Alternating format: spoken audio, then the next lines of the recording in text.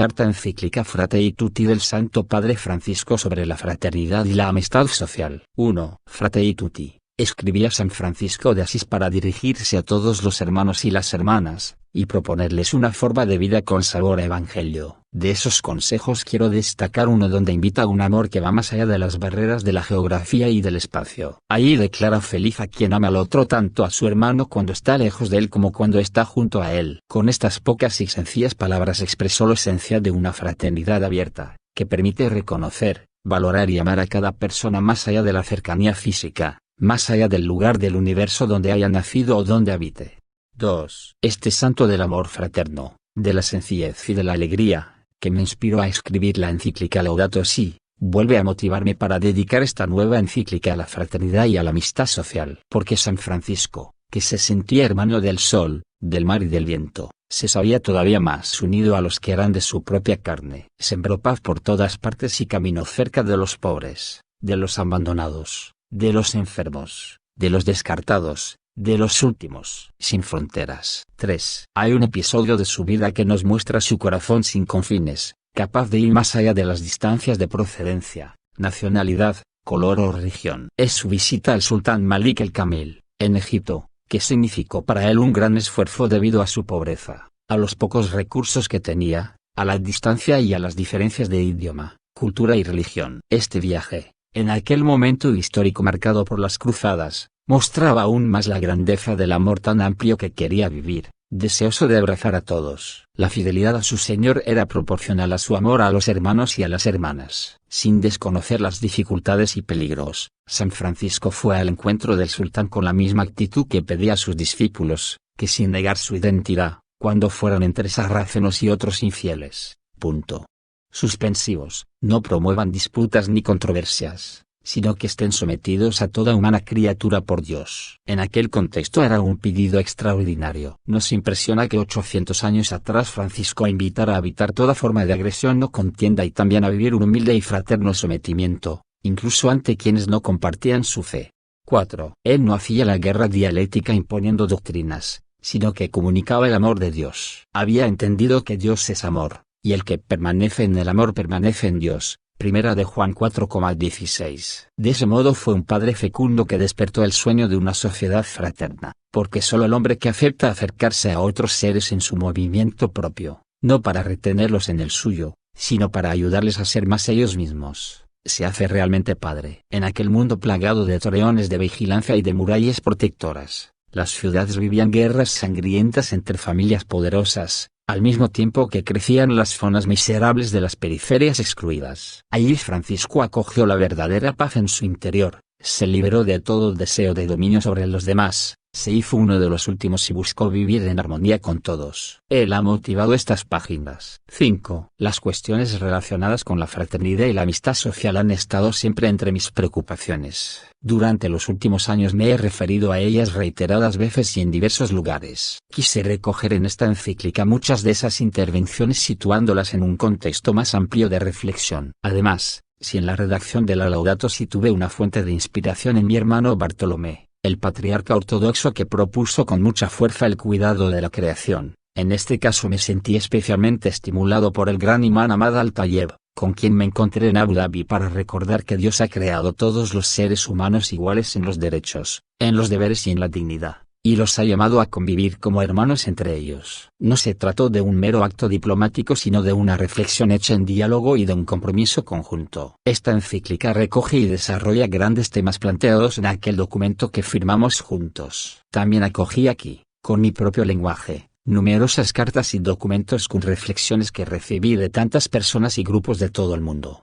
6. Las siguientes páginas no pretenden resumir la doctrina sobre el amor fraterno, sino detenerse en su dimensión universal, en su apertura a todos. Entrego esta encíclica social como un humilde aporte a la reflexión para que, frente a diversas y actuales formas de eliminar o de ignorar a otros, seamos capaces de reaccionar con un nuevo sueño de fraternidad y de amistad social que no se quede en las palabras. Si bien la escribí desde mis convicciones cristianas, que me alientan y me nutren, he procurado hacerlo de tal manera que la reflexión se abra al diálogo con todas las personas de buena voluntad.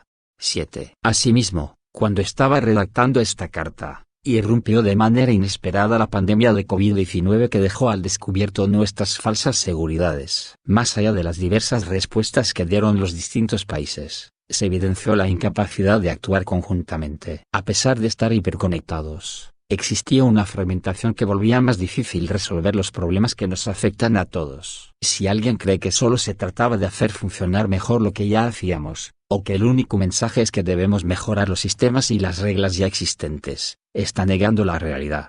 8. Anhelo que en esta época que nos toca vivir, reconociendo la dignidad de cada persona humana, podamos hacer renacer entre todos un deseo mundial de hermandad, entre todos. Y hay un hermoso secreto para soñar y hacer de nuestra vida una hermosa aventura. Nadie puede pelear la vida aisladamente. Punto.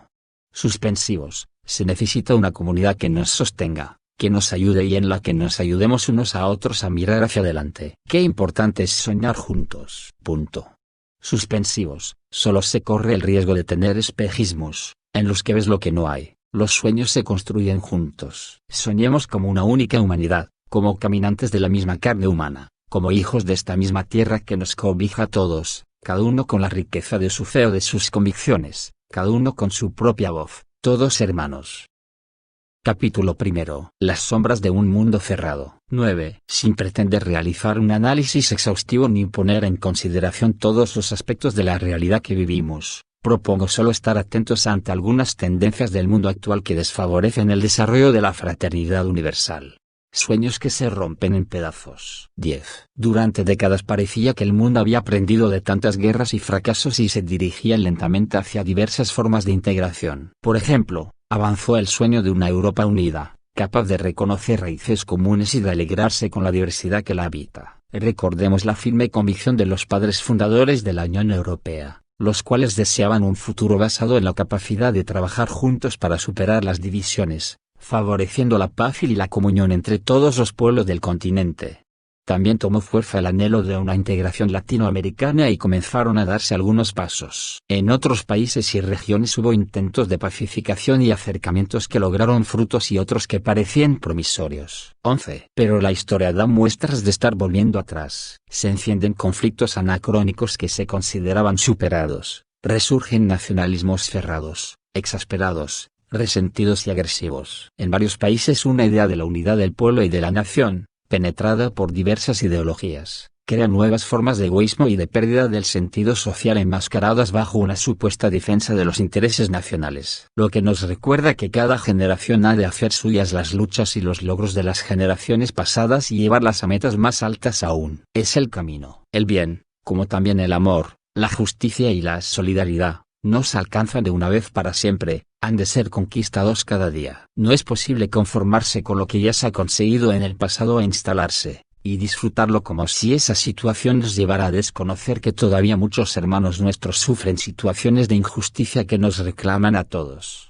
12. Abrirse al mundo es una expresión que hoy ha sido cooptada por la economía y las finanzas. Se refiere exclusivamente a la apertura a los intereses extranjeros o a la libertad de los poderes económicos para invertir sin trabas ni complicaciones en todos los países. Los conflictos locales y el desinterés por el bien común son instrumentalizados por la economía global para imponer un modelo cultural único. Esta cultura unifica al mundo pero divide a las personas y a las naciones, porque la sociedad cada vez más globalizada nos hace más cercanos, pero no más hermanos. Estamos más solos que nunca en este mundo masificado que hace prevalecer los intereses individuales y debilita la dimensión comunitaria de la existencia. Hay más bien mercados, donde las personas cumplen roles de consumidores o de espectadores. El avance de este globalismo favorece normalmente la identidad de los más fuertes que se protegen a sí mismos, pero procura licuar las identidades de las regiones más débiles y pobres, haciéndolas más vulnerables y dependientes. De este modo la política se vuelve cada vez más frágil frente a los poderes económicos transnacionales que aplican el divide y reinarás. El fin de la conciencia histórica. 13. Por eso mismo se alienta también una pérdida del sentido de la historia que disgrega todavía más. Se advierte la penetración cultural de una especie de deconstruccionismo, donde la libertad humana pretende construirlo todo desde cero. Deja en pie únicamente la necesidad de consumir sin límites y la acentuación de muchas formas de individualismo sin contenidos. En esta línea se situaba un consejo que di a los jóvenes: si una persona les hace una propuesta y les dice que ignoren la historia, que no recojan la experiencia de los mayores, que desprecien todo lo pasado y que solo miren el futuro que ella les ofrece. ¿No es una forma fácil de atraparlos con su propuesta para que solamente hagan lo que ella les dice? Esa persona los necesita vacíos, desarraigados, desconfiados de todo, para que solo confíen en sus promesas y se sometan a sus planes. Así funcionan las ideologías de distintos colores, que destruyen o deconstruyen todo lo que sea diferente y de ese modo pueden reinar sin oposiciones. Para esto necesitan jóvenes que desprecien la historia, que rechacen la riqueza espiritual y humana que se fue transmitiendo a lo largo de las generaciones, que ignoren todo lo que los ha precedido. 14. Son las nuevas formas de colonización cultural. No nos olvidemos que los pueblos que enajenan su tradición, y por manía imitativa, violencia impositiva, imperdonable negligencia o apatía, toleran que se les arrebate el alma, pierden, junto con su fisonomía espiritual, su consistencia moral y, finalmente, su independencia ideológica, económica y política. Un modo eficaz de licuar la conciencia histórica, el pensamiento crítico, la lucha por la justicia y los caminos de integración es vaciar de sentido o manipular las grandes palabras. ¿Qué significan hoy algunas expresiones como democracia, libertad, justicia, unidad? Han sido manoseadas y desfiguradas para utilizarlas como instrumento de dominación, como títulos vacíos de contenido que pueden servir para justificar cualquier acción, sin un proyecto para todos. 15. La mejor manera de dominar y de avanzar sin límites es sembrar la desesperanza y suscitar la desconfianza constante, aún disfrazada detrás de la defensa de algunos valores. Hoy en muchos países se utiliza el mecanismo político de exasperar,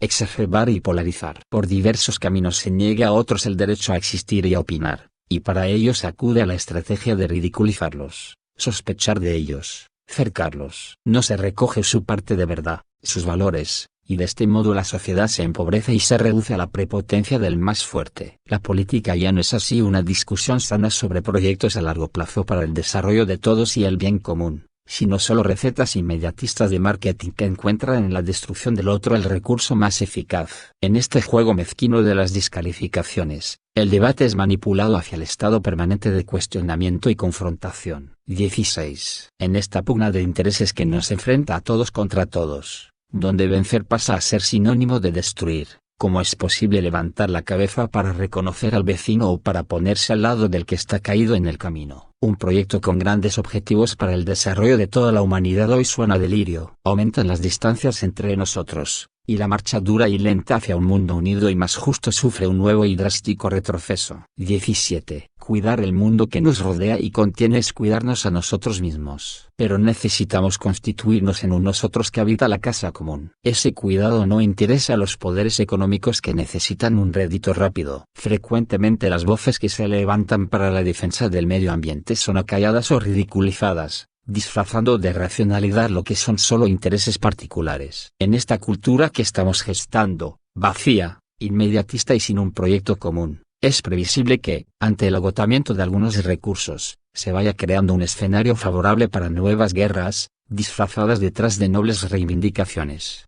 El descarte mundial. 18. Partes de la humanidad parecen sacrificables en beneficio de una selección que favorece a un sector humano digno de vivir sin límites. En el fondo no se considera ya a las personas como un valor primario que hay que respetar y amparar, especialmente si son pobres o discapacitadas, si todavía no son útiles como los no nacidos, o si ya no sirven como los ancianos. Nos hemos hecho insensibles a cualquier forma de despilfarro, comenzando por el de los alimentos, que es uno de los más vergonzosos. 19. La falta de hijos, que provoca un envejecimiento de las poblaciones, junto con el abandono de los ancianos a una dolorosa soledad, es un modo sutil de expresar que todo termina con nosotros, que solo cuentan nuestros intereses individuales. Así, objeto de descarte no es solo el alimento o los bienes superfluos, sino con frecuencia los mismos seres humanos. Vimos lo que sucedió con las personas mayores en algunos lugares del mundo a causa del coronavirus. No tenían que morir así. Pero en realidad algo semejante ya había ocurrido a causa de olas de calor y en otras circunstancias, cruelmente descartados. No advertimos que aislar a los ancianos y abandonarlos a cargo de otros sin un adecuado y cercano acompañamiento de la familia, mutila y empobrece a la misma familia. Además,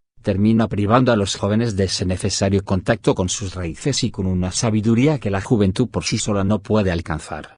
20. Este descarte se expresa de múltiples maneras, como en la obsesión por reducir los costos laborales, que no advierte las graves consecuencias que esto ocasiona, porque el desempleo que se produce tiene como efecto directo expandir las fronteras de la pobreza. El descarte, además, asume formas miserables que creíamos superadas, como el racismo, que se esconde y reaparece una y otra vez. Las expresiones de racismo vuelven a avergonzarnos, demostrando así que los supuestos avances de la sociedad no son tan reales ni están asegurados para siempre. 21. Hay reglas económicas que resultaron eficaces para el crecimiento, pero no así para el desarrollo humano integral. Aumentó la riqueza, pero con inequidad, y así lo que ocurre es que nacen nuevas pobrezas. Cuando dicen que el mundo moderno redujo la pobreza, lo hacen midiéndola con criterios de otras épocas no comparables con la realidad actual. Porque en otros tiempos, por ejemplo, no tener acceso a la energía eléctrica no era considerado un signo de pobreza ni generaba angustia. La pobreza siempre se analiza y se entiende en el contexto de las posibilidades reales de un momento histórico concreto. Derechos humanos no suficientemente universales. 22. Muchas veces se percibe que, de hecho, los derechos humanos no son iguales para todos. El respeto de estos derechos es condición previa para el mismo desarrollo social y económico de un país. Cuando se respeta la dignidad del hombre, y sus derechos son reconocidos y tutelados, florece también la creatividad y el ingenio, y la personalidad humana puede desplegar sus múltiples iniciativas en favor del bien común. Pero observando con atención nuestras sociedades contemporáneas,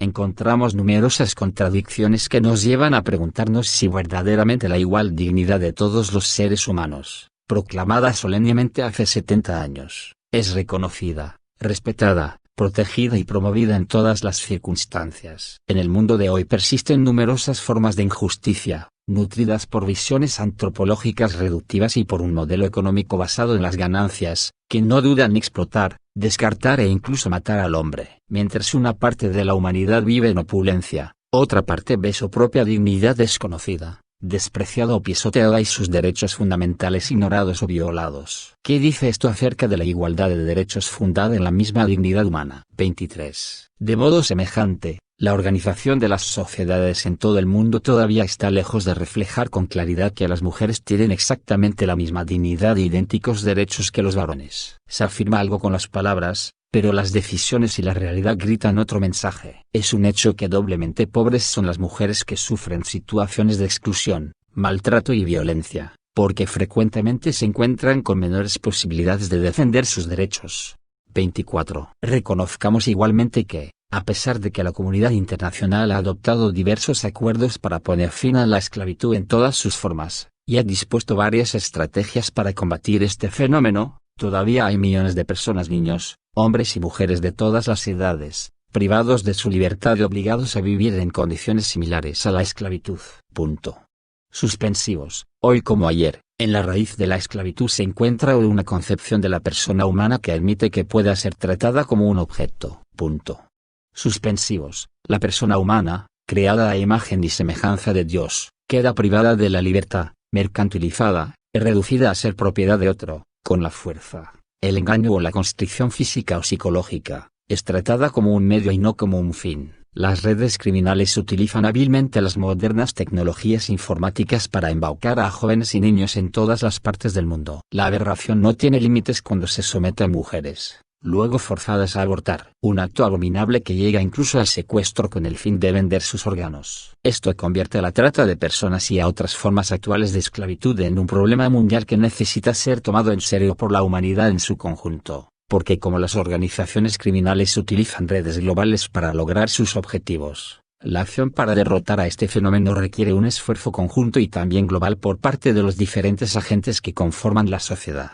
Conflicto y miedo. 25. Guerras, atentados, persecuciones por motivos raciales o religiosos, y tantas afrentas contra la dignidad humana se juzgan de diversas maneras según convengan o no a determinados intereses, fundamentalmente económicos. Lo que es verdad cuando conviene a un poderoso deja de serlo cuando ya no le beneficia. Estas situaciones de violencia van multiplicándose dolorosamente en muchas regiones del mundo, hasta asumir las formas de la que podría llamar una tercera guerra mundial en etapas.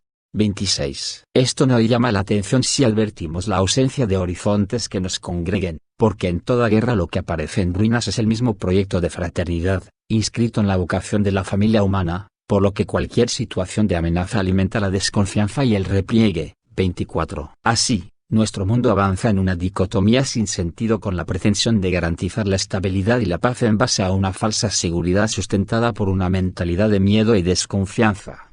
27. Paradójicamente, hay miedos ancestrales que no han sido superados por el desarrollo tecnológico, es más, han sabido esconderse y potenciarse detrás de nuevas tecnologías. Aún hoy, detrás de la muralla de la antigua ciudad está el abismo, el territorio de lo desconocido. El desierto. Lo que proceda de allí no es confiable porque no es conocido, no es familiar, no pertenece a la aldea. Es el territorio de lo bárbaro, del cual hay que defenderse a costa de lo que sea. Por consiguiente, se crean nuevas barreras para la autopreservación, de manera que deja de existir el mundo y únicamente existe mi mundo, hasta el punto de que muchos dejan de ser considerados seres humanos con una dignidad inalienable y pasan a ser solo ellos. Reaparece la tentación de hacer una cultura de muros, de levantar muros, muros en el corazón, muros en la tierra para evitar este encuentro con otras culturas, con otras personas. Y cualquiera que levante un muro, quien construya un muro, terminará siendo un esclavo dentro de los muros que ha construido,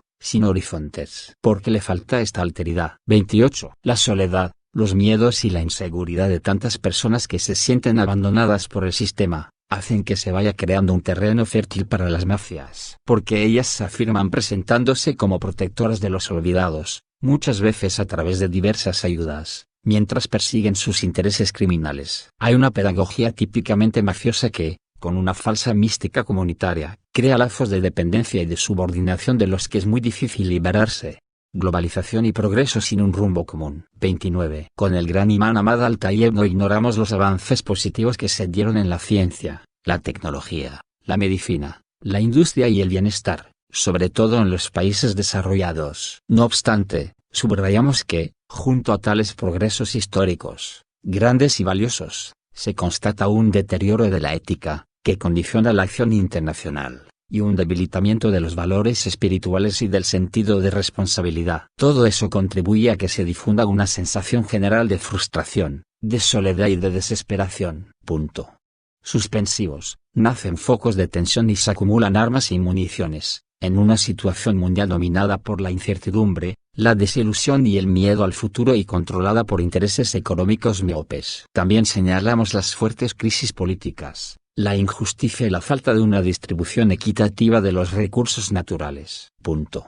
Suspensivos, con respecto a las crisis que llevan a la muerte a millones de niños, reducidos ya a esqueletos humanos a causa de la pobreza y del hambre, reina un silencio internacional e inaceptable. Ante este panorama, si bien nos cautivan muchos avances, no advertimos un rumbo realmente humano. 30. En el mundo actual los sentimientos de pertenencia a una misma humanidad se debilitan, y el sueño de construir juntos la justicia y la paz parece una utopía de otras épocas. Vemos cómo impera una indiferencia cómoda, fría y globalizada, hija de una profunda desilusión que se esconde detrás del engaño de una ilusión, creer que podemos ser todopoderosos y olvidar que estamos todos en la misma barca. Este desengaño que deja atrás los grandes valores fraternos lleva a una especie de cinismo. Esta es la tentación que nosotros tenemos delante, si vamos por este camino de la desilusión o de la decepción. Punto. Suspensivos. El aislamiento y la cerrazón en uno mismo en los propios intereses jamás son el camino para devolver esperanza y obrar una renovación, sino que es la cercanía, la cultura del encuentro. El aislamiento, no, cercanía, sí. Cultura del enfrentamiento, no, cultura del encuentro, sí. 31. En este mundo que corre sin un rumbo común, se respira una atmósfera donde la distancia entre la obsesión por el propio bienestar y la felicidad compartida de la humanidad se amplía hasta tal punto que da la impresión de que se está produciendo un verdadero cisma entre el individuo y la comunidad humana. Punto. Suspensivos, porque una cosa es sentirse obligados a vivir juntos, y otra muy diferente es apreciar la riqueza y la belleza de las semillas de la vida en común que hay que buscar y cultivar juntos. Avanza la tecnología sin pausa. Pero qué bonito sería si al crecimiento de las innovaciones científicas y tecnológicas correspondiera también una equidad y una inclusión social cada vez mayores. Qué bonito sería que a medida que descubrimos nuevos planetas lejanos, volviéramos a descubrir las necesidades del hermano o de la hermana en órbita alrededor de mí. Las pandemias y otros flagelos de la historia. 32. Es verdad que una tragedia global como la pandemia de COVID-19 despertó durante un tiempo la conciencia de ser una comunidad mundial que navega en una misma barca, donde el mal de uno perjudica a todos. Recordamos que nadie se salva solo, que únicamente es posible salvarse juntos. Por eso dije que la tempestad desenmascara nuestra vulnerabilidad y deja al descubierto esas falsas y superfluas seguridades con las que habíamos construido nuestras agendas, nuestros proyectos, rutinas y prioridades.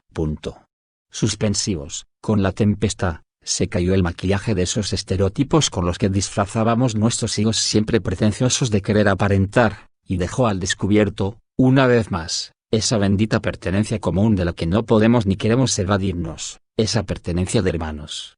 33. El mundo avanzaba de manera implacable hacia una economía que, utilizando los avances tecnológicos, procuraba reducir los costos humanos, y algunos pretendían hacernos creer que bastaba la libertad de mercado para que todo estuviera asegurado. Pero el golpe duro e inesperado de esta pandemia fuera de control obligó por la fuerza a volver a pensar en los seres humanos, en todos, más que en el beneficio de algunos. Hoy podemos reconocer que nos hemos alimentado con sueños de esplendor y grandeza y hemos terminado comiendo distracción, encierro y soledad. Nos hemos empachado de conexiones y hemos perdido el sabor de la fraternidad. Hemos buscado el resultado rápido y seguro y nos vemos abrumados por la impaciencia y la ansiedad. Presos de la virtualidad hemos perdido el gusto y el sabor de la realidad. El dolor, la incertidumbre, el temor y la conciencia de los propios límites que despertó la pandemia, hacen resonar el llamado a repensar nuestros estilos de vida, nuestras relaciones, la organización de nuestras sociedades y sobre todo el sentido de nuestra existencia.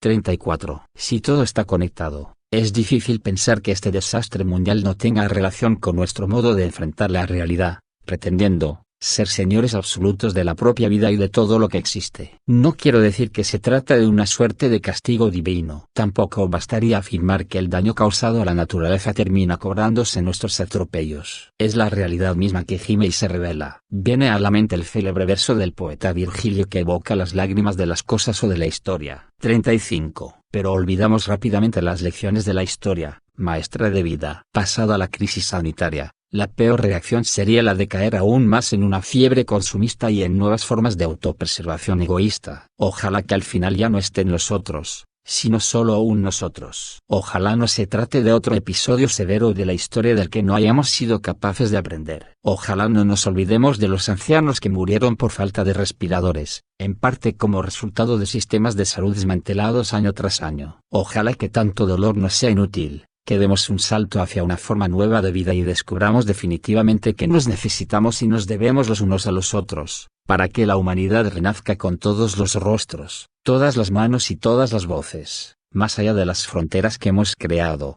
36. Si no logramos recuperar la pasión compartida por una comunidad de pertenencia y de solidaridad, a la cual destinar tiempo, esfuerzo y bienes, la ilusión global que nos engaña se caerá ruinosamente y dejará a muchos a merced de la náusea y el vacío. Además, no se debería ignorar ingenuamente que la obsesión por un estilo de vida consumista, sobre todo cuando solo unos pocos puedan sostenerlo, solo podrá provocar violencia y destrucción recíproca. El sálvese quien pueda se traducirá rápidamente en el todos contra todos. Y eso será peor que una pandemia, sin dignidad humana en las fronteras. 37. Tanto desde algunos regímenes políticos populistas como desde planteamientos económicos liberales, se sostiene que hay que evitar a toda costa la llegada de personas migrantes. Al mismo tiempo se argumenta que conviene limitar la ayuda a los países pobres, de modo que toquen fondo y decidan tomar medidas de austeridad. No se advierte que, detrás de estas afirmaciones abstractas difíciles de sostener, hay muchas vidas que se desgarran. Muchos escapan de la guerra,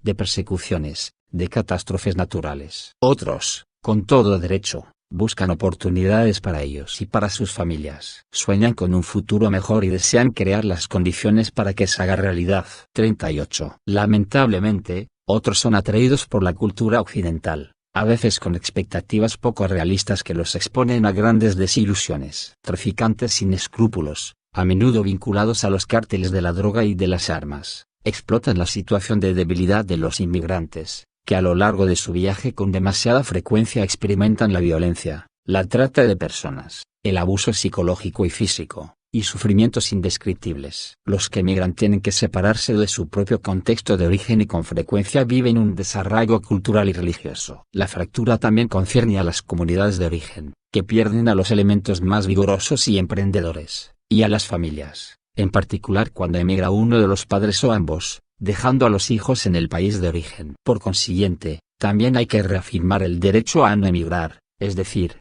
a tener las condiciones para permanecer en la propia tierra.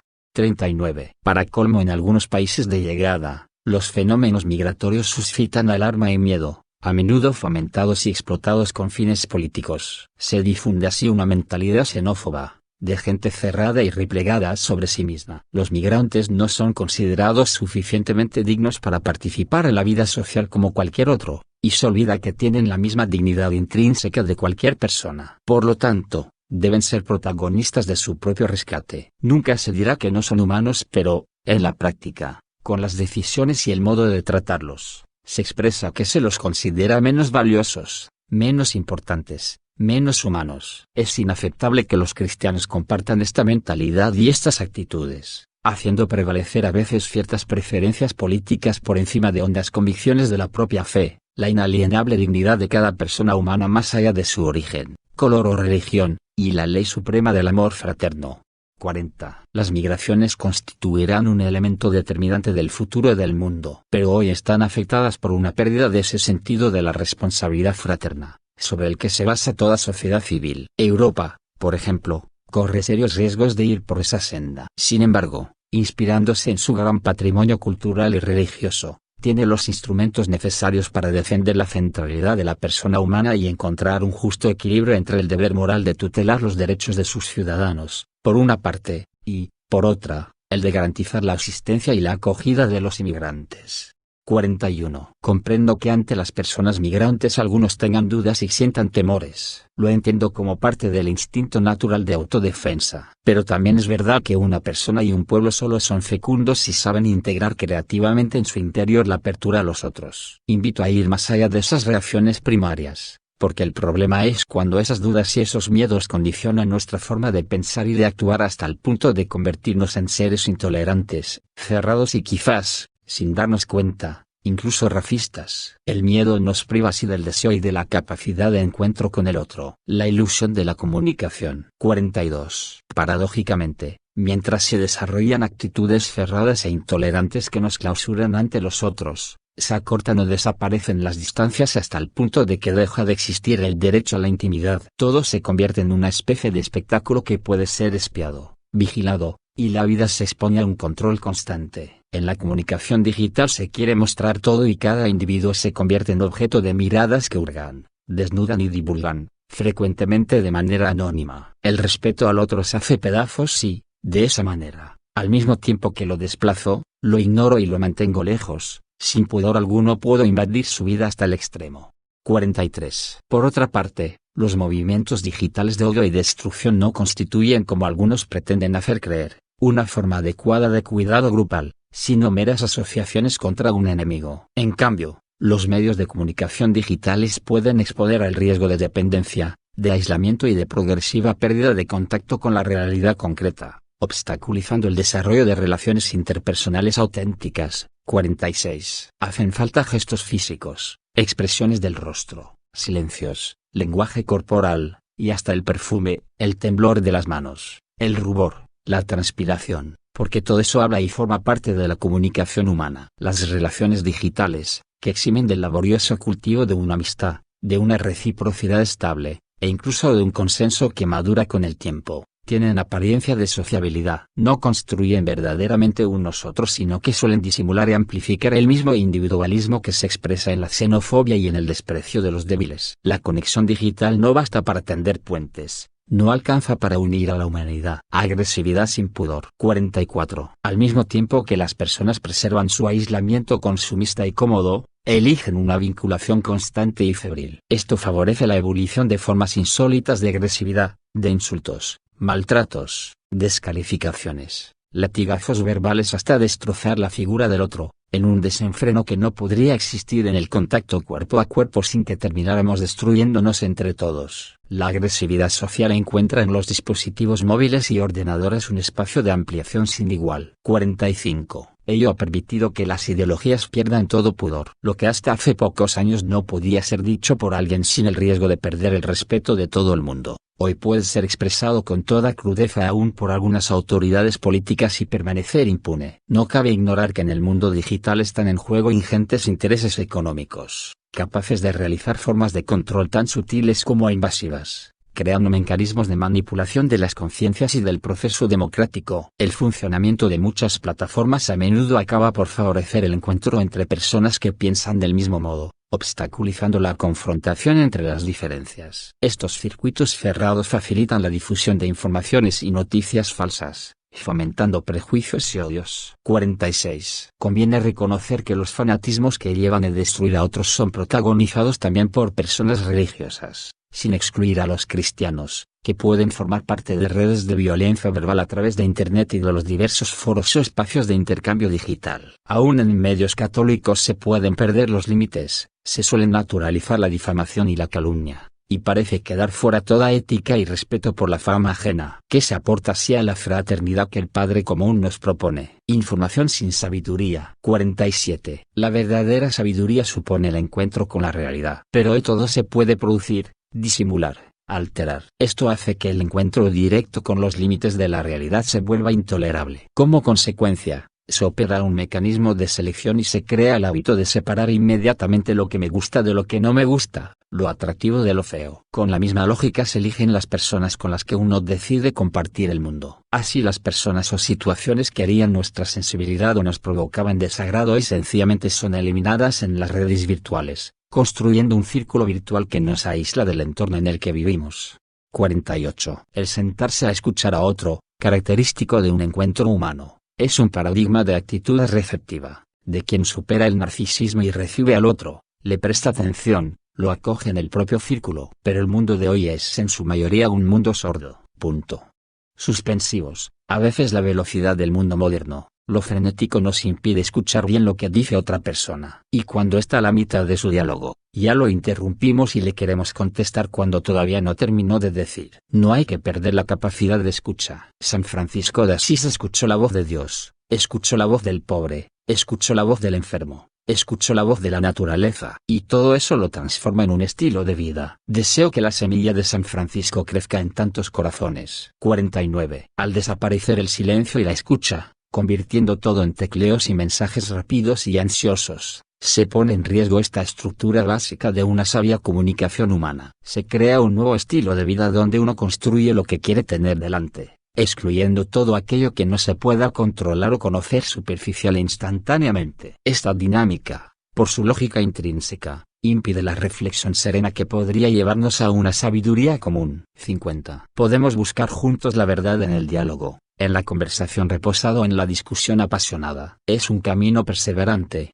hecho también de silencios y de sufrimientos, capaz de recoger con paciencia la larga experiencia de las personas y de los pueblos. El cúmulo abrumador de información que nos inunda no significa más sabiduría. La sabiduría no se fabrica con búsquedas ansiosas por Internet, ni es una sumatoria de información cuya veracidad no está asegurada. De ese modo no se madura en el encuentro con la verdad. Las conversaciones finalmente solo giran en torno a los últimos datos, son meramente horizontales y acumulativas. Pero no se presta una detenida atención y no se penetra en el corazón de la vida, no se reconoce lo que es esencial para darle un sentido a la existencia. Así, la libertad es una ilusión que nos venden y que se confunde con la libertad de navegar frente a una pantalla. El problema es que un camino de fraternidad, local y universal, solo puede ser recorrido por espíritus libres y dispuestos a encuentros reales.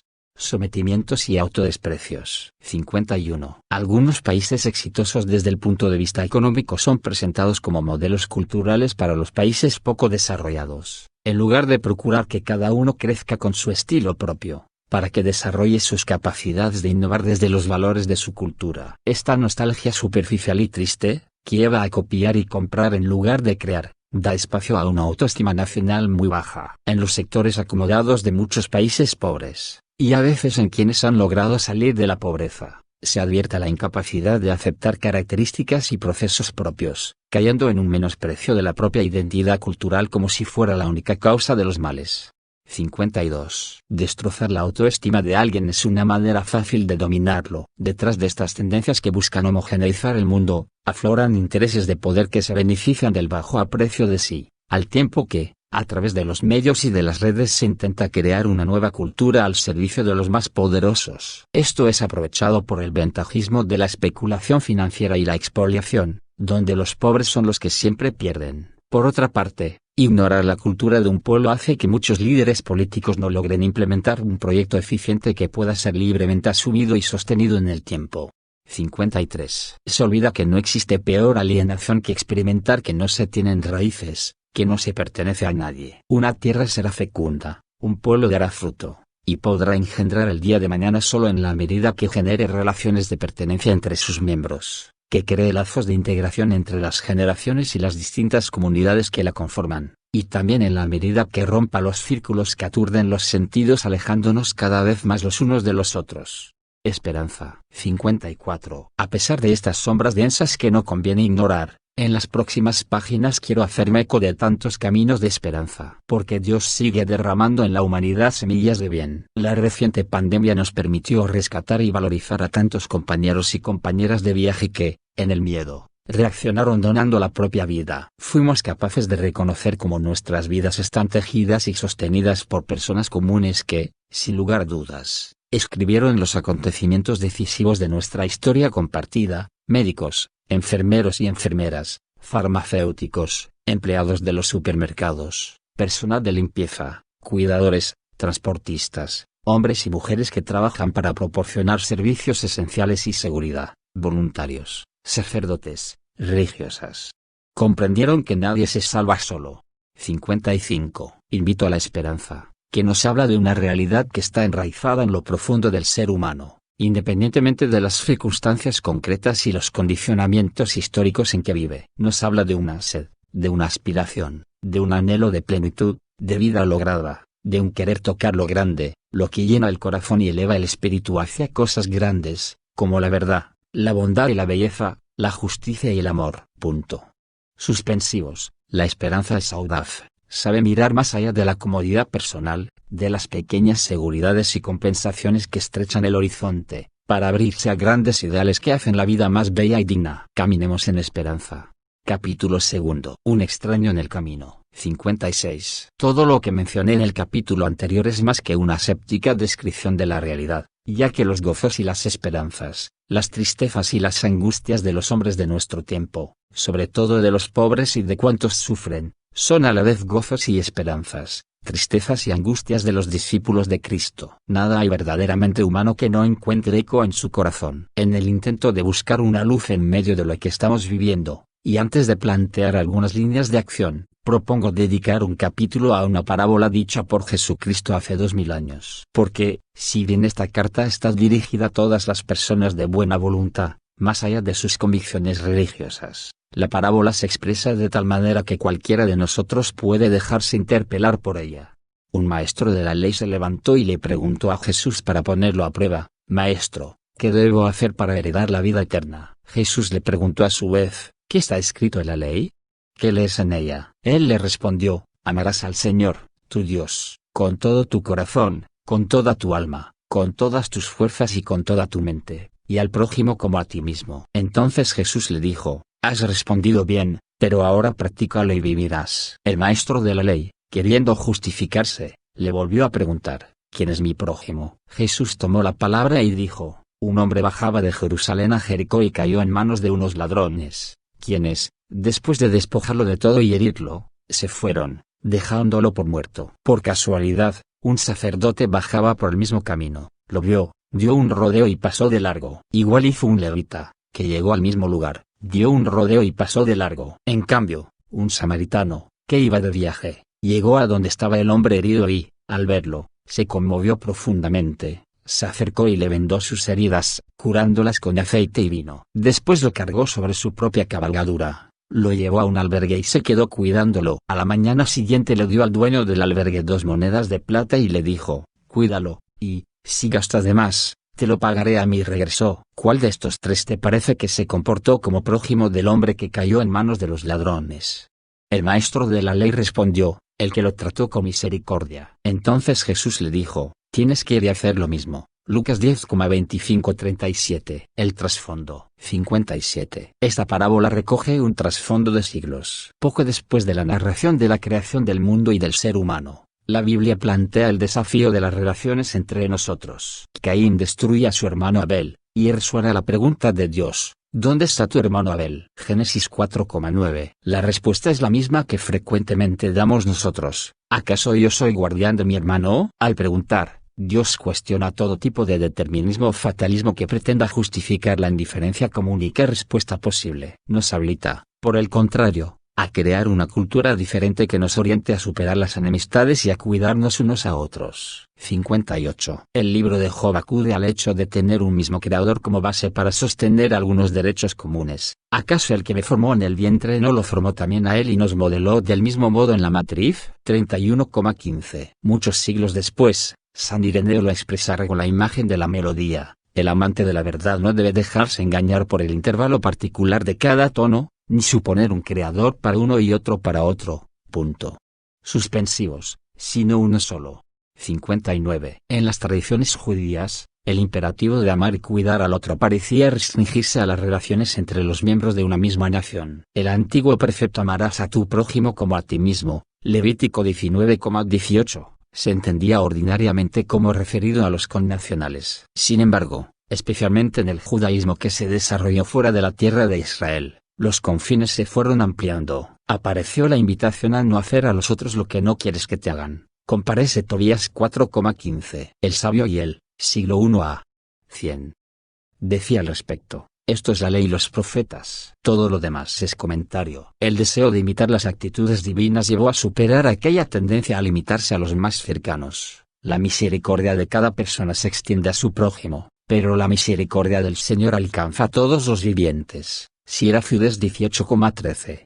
60. En el Nuevo Testamento, el precepto de Hiel se expresó de modo positivo: traten en todo a los demás como ustedes quieran ser tratados, porque en esto consiste en la ley y los profetas. Mateo 7,12. Este llamado es universal, tiende a abarcar a todos, solo por su condición humana, porque el Altísimo, el Padre Celestial, hace salir el sol sobre malos y buenos. Mateo 5,45. Como consecuencia se reclama: sean misericordiosos así como el Padre de ustedes es misericordioso. Lucas 6,36. 61. Hay una motivación para ampliar el corazón de manera que no excluya al extranjero, que puede encontrarse ya en los textos más antiguos de la Biblia. Se debe al constante recuerdo del pueblo judío de haber vivido como forastero en Egipto. No maltratarás ni oprimirás al migrante que reside en tu territorio, porque ustedes fueron migrantes en el país de Egipto. Éxodo 22,20. No oprimas al migrante. Ustedes saben lo que es ser migrante, porque fueron migrantes en el país de Egipto. Éxodo 23,9. Si un migrante viene a residir entre ustedes, en su tierra, no lo opriman. El migrante residente será para ustedes como el compatriota, lo amarás como a ti mismo,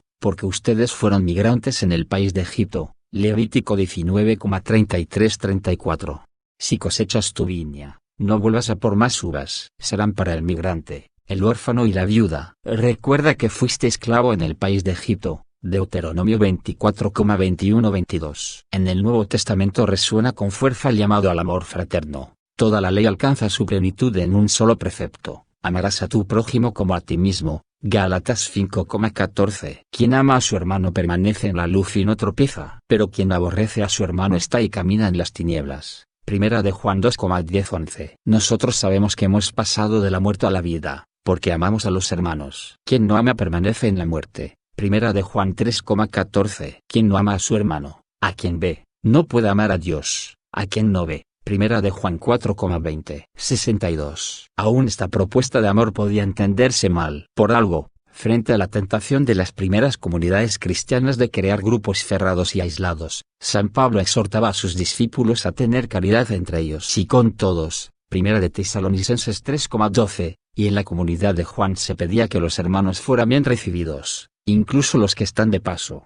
Tercera de Juan 5. Este contexto ayuda a comprender el valor de la parábola del buen samaritano. Al amor no le importa si el hermano herido es de aquí o es de allá, porque es el amor que rompe las cadenas que nos aíslan y separan, tendiendo puentes, amor que nos permite construir una gran familia donde todos podamos sentirnos en casa. Punto. Suspensivos, amor que sabe de compasión y de dignidad. El abandonado. 63. Jesús cuenta que había un hombre herido, tirado en el camino, que había sido asaltado. Pasaron varios a su lado pero huyeron, no se detuvieron. Eran personas con funciones importantes en la sociedad, que no tenían en el corazón el amor por el bien común. No fueron capaces de perder unos minutos para atender al herido o al menos para buscar ayuda. Uno se detuvo, le regaló cercanía, lo curó con sus propias manos, puso también dinero de su bolsillo y se ocupó de él. Sobre todo, le dio algo que en este mundo ansioso retaseamos tanto, le dio su tiempo. Seguramente él tenía sus planes para aprovechar aquel día según sus necesidades, compromisos o deseos. Pero fue capaz de dejar todo a un lado ante el herido, y sin conocerlo lo consideró digno de dedicarle su tiempo. 64. ¿Con quién te identificas? Esta pregunta es cruda, directa y determinante. ¿A cuál de ellos te pareces? Nos hace falta reconocer la tentación que nos circunda de desentendernos de los demás, especialmente de los más débiles. Digámoslo, hemos crecido en muchos aspectos, aunque somos analfabetos en acompañar, cuidar y sostener a los más frágiles y débiles de nuestras sociedades desarrolladas. Nos acostumbramos a mirar para el costado, a pasar de lado, a ignorar las situaciones hasta que éstas nos golpean directamente. 65. Asaltan a una persona en la calle, y muchos escapan como si no hubieran visto nada. Frecuentemente hay personas que atropellan a alguien con su automóvil y huyen. Solo les importa evitar problemas. No les interesa si un ser humano se muere por su culpa. Pero estos son signos de un estilo de vida generalizado, que se manifiesta de diversas maneras, quizás más sutiles. Además, como todos estamos muy concentrados en nuestras propias necesidades, ver a alguien sufriendo nos molesta, nos perturba, porque no queremos perder nuestro tiempo por culpa de los problemas ajenos. Estos son síntomas de una sociedad enferma, porque busca construirse de espaldas al dolor. 66. Mejor no caer en esa miseria. Miremos el modelo del buen samaritano. Es un texto que nos invita a que resurja nuestra vocación de ciudadanos del propio país y del mundo entero, constructores de un nuevo vínculo social. Es un llamado siempre nuevo, aunque está escrito como ley fundamental de nuestro ser, que la sociedad se encamine a la prosecución del bien común y, a partir de esta finalidad, reconstruya una y otra vez su orden político y social, su tejido de relaciones, su proyecto humano. Con sus gestos, el buen samaritano reflejó que la existencia de cada uno de nosotros está ligada a la de los demás. La vida no es tiempo que pasa, sino tiempo de encuentro.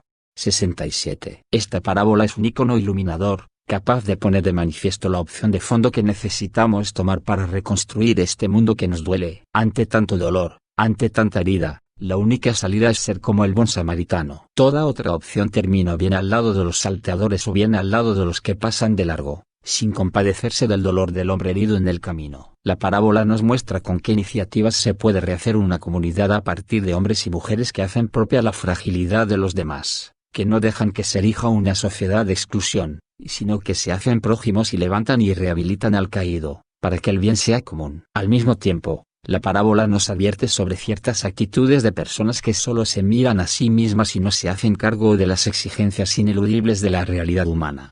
68. El relato, digámoslo claramente, no desliza una enseñanza de ideales abstractos, ni se circunscribe a la funcionalidad de una moraleja ético-social. Nos revela una característica esencial del ser humano, tantas veces olvidada. Hemos sido hechos para la plenitud que solo se alcanza en el amor. No es una opción posible vivir indiferentes ante el dolor. No podemos dejar que nadie quede a un costado de la vida. Esto nos debe indignar, hasta hacernos bajar de nuestra serenidad para alterarnos por el sufrimiento humano. Eso es dignidad. Una historia que se repite. 69. La narración es sencilla y lineal, pero tiene toda la dinámica de esa lucha interna que se da en la elaboración de nuestra identidad, en toda existencia lanzada al camino para realizar la fraternidad humana. Puestos en camino nos chocamos, indefectiblemente, con el hombre herido. Hoy, y cada vez más, hay heridos. La inclusión o la exclusión de la persona que sufre al costado del camino define todos los proyectos económicos, políticos,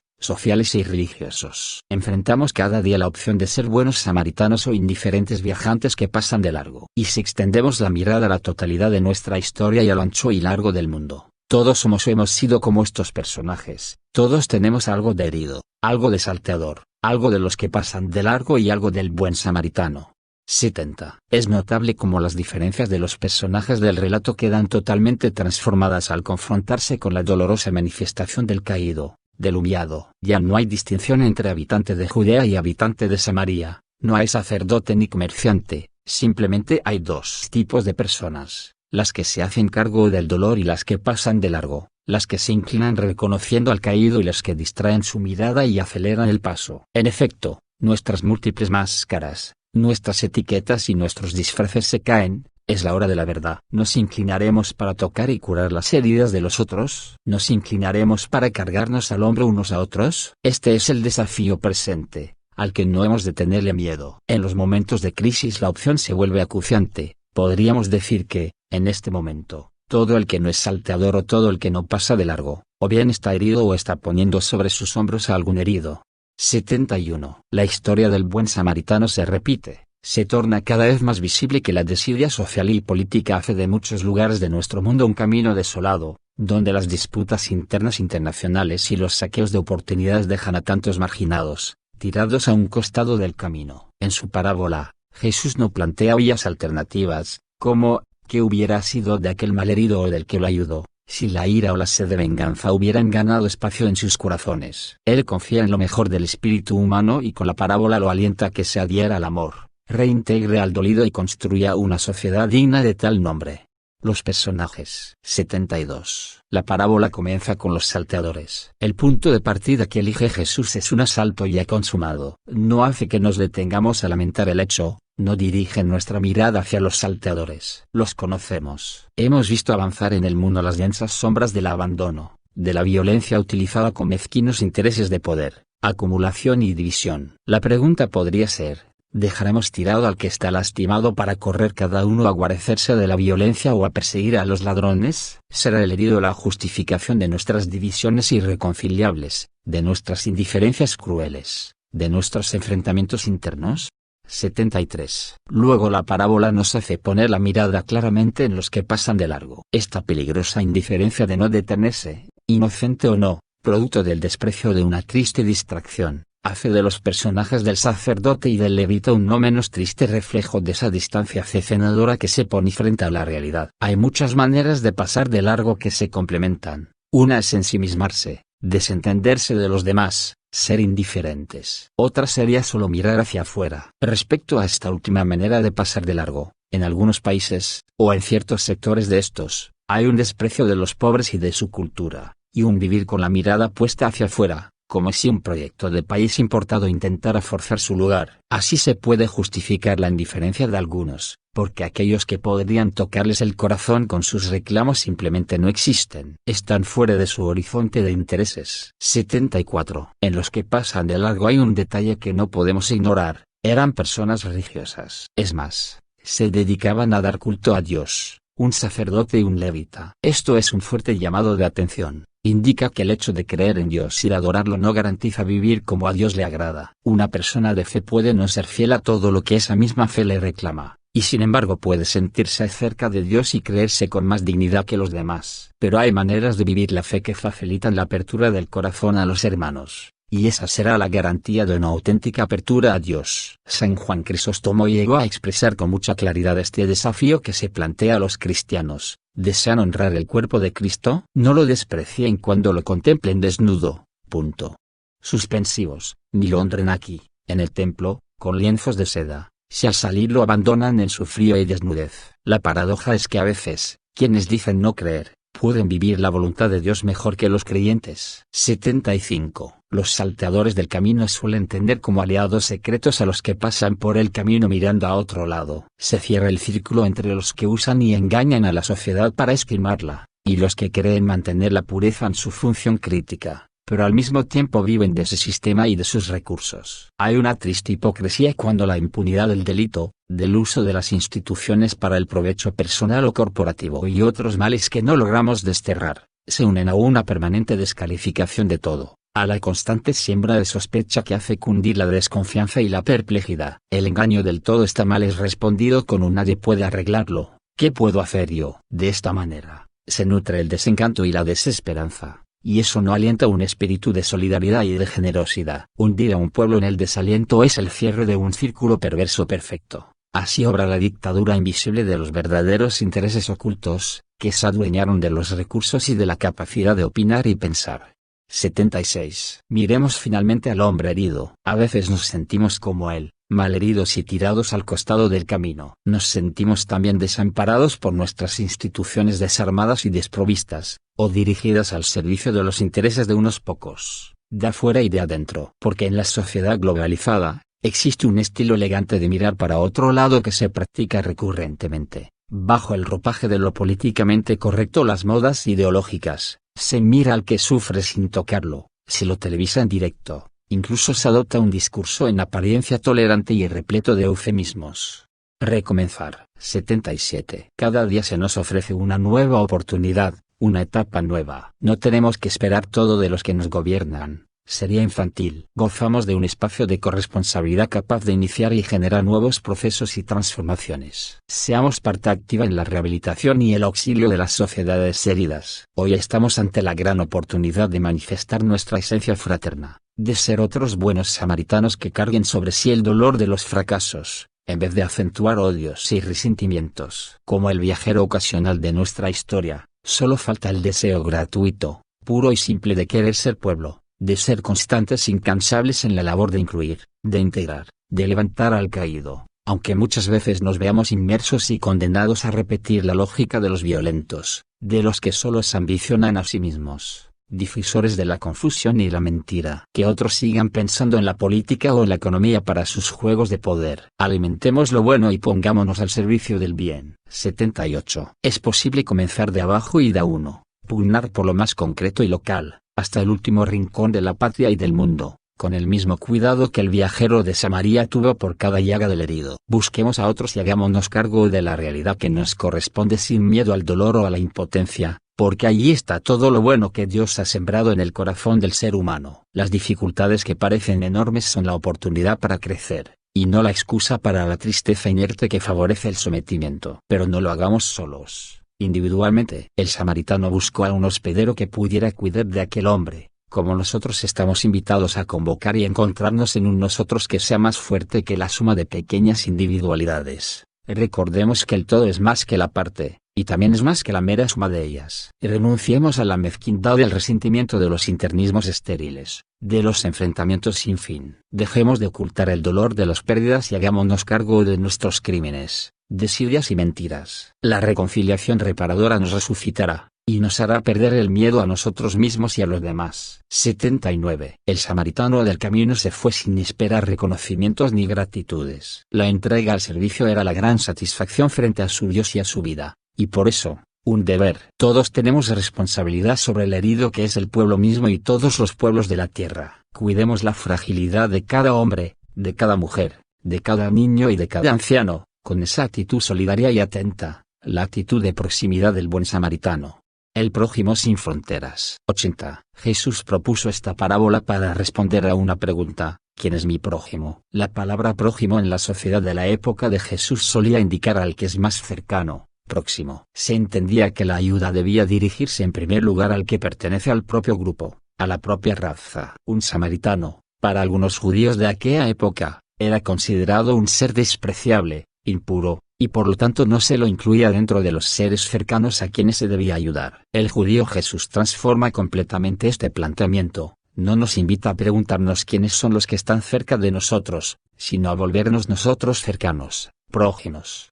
81. La propuesta es la de hacerse presentes ante el que necesita ayuda, sin importar si es parte del propio círculo de pertenencia. En este caso, el samaritano fue quien se hizo prójimo del judío herido. Para volverse cercano y presente, atravesó todas las barreras culturales e históricas. La conclusión de Jesús es un pedido: tienes que ir y hacer lo mismo. Lucas 10,37. Es decir, nos interpela a dejar de lado toda diferencia y, ante el sufrimiento, volvernos cercanos a cualquiera. Entonces, ya no digo que tengo prójimos a quienes debo ayudar, sino que me siento llamado a volverme yo un prójimo de los otros. 82. El problema es que Jesús destaca, a propósito, que el hombre herido era un judío habitante de Judea, mientras quien se detuvo y lo auxilió era un samaritano habitante de Samaria. Este detalle tiene una importancia excepcional para reflexionar sobre un amor que se abre a todos. Los samaritanos habitaban una región que había sido contagiada por ritos paganos, y para los judíos esto los volvía impuros, detestables, peligrosos. De hecho, un antiguo texto judío que menciona naciones odiadas, se refiere a Samaria afirmando además que ni siquiera es una nación, Sirafides 50,25, y agrega que es el pueblo necio que reside en Siquén, versículo 26. 83. Esto explica por qué una mujer samaritana, cuando Jesús le pidió de beber, respondió enfáticamente, como tú, siendo judío, me pides de beber a mí, que soy una mujer samaritana. Juan 4,9. Quienes buscaban acusaciones que pudieran desacreditar a Jesús, lo más ofensivo que encontraron fue decirle endemoniado y samaritano. Juan 8,48. Por lo tanto, este encuentro misericordioso entre un samaritano y un judío es una potente interpelación, que desmiente toda manipulación ideológica, para que ampliemos nuestro círculo, para que demos a nuestra capacidad de amar una dimensión universal capaz de traspasar todos los prejuicios, todas las barreras históricas o culturales, todos los intereses mezquinos. La interpelación del forastero. 84. Finalmente, recuerdo que en otra parte del Evangelio Jesús dice, fui forastero y me recibieron. Mateo 25,35. Jesús podría decir esas palabras porque tenía un corazón abierto que hacía suyos los dramas de los demás. San Pablo exhortaba, alégrense con los que están alegres y lloren con los que lloran. Romanos 12,15. Cuando el corazón asume esa actitud, es capaz de identificarse con el otro sin importarle dónde ha nacido o de dónde viene. Al entrar en esta dinámica, en definitiva experimenta que los demás son su propia carne. Isaías 58,7. 85. Para los cristianos, las palabras de Jesús tienen también otra dimensión trascendente. Implican reconocer al mismo Cristo en cada hermano abandonado o excluido. Compárese Mateo 25,40.45. En realidad, la fe colma de motivaciones inauditas el reconocimiento del otro, porque quien cree puede llegar a reconocer que Dios ama a cada ser humano con un amor infinito y que con ello le confiere una dignidad infinita. A esto se agrega que creemos que Cristo derramó su sangre por todos y cada uno, por lo cual nadie queda fuera de su amor universal. Y si vamos a la fuente última, que es la vida íntima de Dios, nos encontramos con una comunidad de 3 personas. Origen y modelo perfecto de toda vida en común. La teología continúa enriqueciéndose gracias a la reflexión sobre esta gran verdad. 86. A veces me asombra que, con semejantes motivaciones, a la Iglesia le haya llevado tanto tiempo condenar contundentemente la esclavitud y diversas formas de violencia. Hoy, con el desarrollo de la espiritualidad y de la teología, no tenemos excusas. Sin embargo, todavía hay quienes parecen sentirse alentados o al menos autorizados por su fe para sostener diversas formas de nacionalismos cerrados y violentos, actitudes xenófobas, desprecios e incluso maltratos hacia los que son diferentes. La fe, con el humanismo que encierra, debe mantener vivo un sentido crítico frente a estas tendencias, y ayudar a reaccionar rápidamente cuando comienzan a insinuarse. Para ello es importante que la catequesis y la predicación incluyan de modo más directo y claro el sentido social de la existencia, la dimensión fraterna de la espiritualidad, la convicción sobre la inalienable dignidad de cada persona y las motivaciones para amar y acoger a todos. Capítulo 3. Pensar y gestar un mundo abierto. 87. Un ser humano está hecho de tal manera que no se realiza, no se desarrolla ni puede encontrar su plenitud si no es en la entrega sincera de sí mismo a los demás. Ni siquiera llega a reconocer a fondo su propia verdad si no es en el encuentro con los otros. Solo me comunico realmente conmigo mismo en la medida en que me comunico con el otro. Esto explica por qué nadie puede experimentar el valor de vivir sin rostros concretos a quienes amar. Aquí hay un secreto de la verdadera existencia humana, porque la vida subsiste donde hay vínculo, comunión, fraternidad, y es una vida más fuerte que la muerte cuando se construye sobre relaciones verdaderas y lazos de fidelidad. Por el contrario, no hay vida cuando pretendemos pertenecer solo a nosotros mismos y vivir como islas. En estas actitudes prevalece la muerte. Más allá. 88. Desde la intimidad de cada corazón, el amor crea vínculos y amplía la existencia cuando saca a la persona de sí misma hacia el otro. Hechos para el amor. Hay en cada uno de nosotros una ley de éxtasis, salir de sí mismo para hallar en otro un crecimiento de su ser. Por ello en cualquier caso el hombre tiene que llevar a cabo esta empresa, salir de sí mismo. 89. Pero no puedo reducir mi vida a la relación con un pequeño grupo, ni siquiera a mi propia familia, porque es imposible entenderme sin un tejido más amplio de relaciones. No solo el actual sino también el que me precede y me fue configurando a lo largo de mi vida. Mi relación con una persona que aprecio no puede ignorar que esa persona no vive solo por su relación conmigo, ni yo vivo solo por mi referencia a ella. Nuestra relación, si es sana y verdadera, nos abre a los otros que nos amplían y enriquecen. El más noble sentido social hoy fácilmente queda anulado detrás de intimismos egoístas con apariencia de relaciones intensas. En cambio, el amor que es auténtico, que ayuda a crecer, y las formas más nobles de la amistad, residen en corazones que se dejan completar. La pareja y el amigo son para abrir el corazón en círculos, para volvernos capaces de salir de nosotros mismos hasta acoger a todos. Los grupos cerrados y las parejas autorreferenciales, que se constituyen en un nosotros contra todo el mundo, suelen ser formas idealizadas de egoísmo y de mera autopreservación. 90. Por algo muchas pequeñas poblaciones que sobrevivían en zonas desérticas desarrollaron una generosa capacidad de acogida ante los peregrinos que pasaban, y acuñaron el sagrado deber de la hospitalidad. Lo vivieron también las comunidades monásticas medievales, como se advierte en la regla de San Benito. Aunque pudiera desestructurar el orden y el silencio de los monasterios, Benito reclamaba que a los pobres y peregrinos se los tratara con el máximo cuidado y solicitud. La hospitalidad es un modo concreto de no privarse de este desafío y de este don que es el encuentro con la humanidad más allá del propio grupo. Aquellas personas percibían que todos los valores que podían cultivar debían estar acompañados por esta capacidad de trascenderse en una apertura a los otros.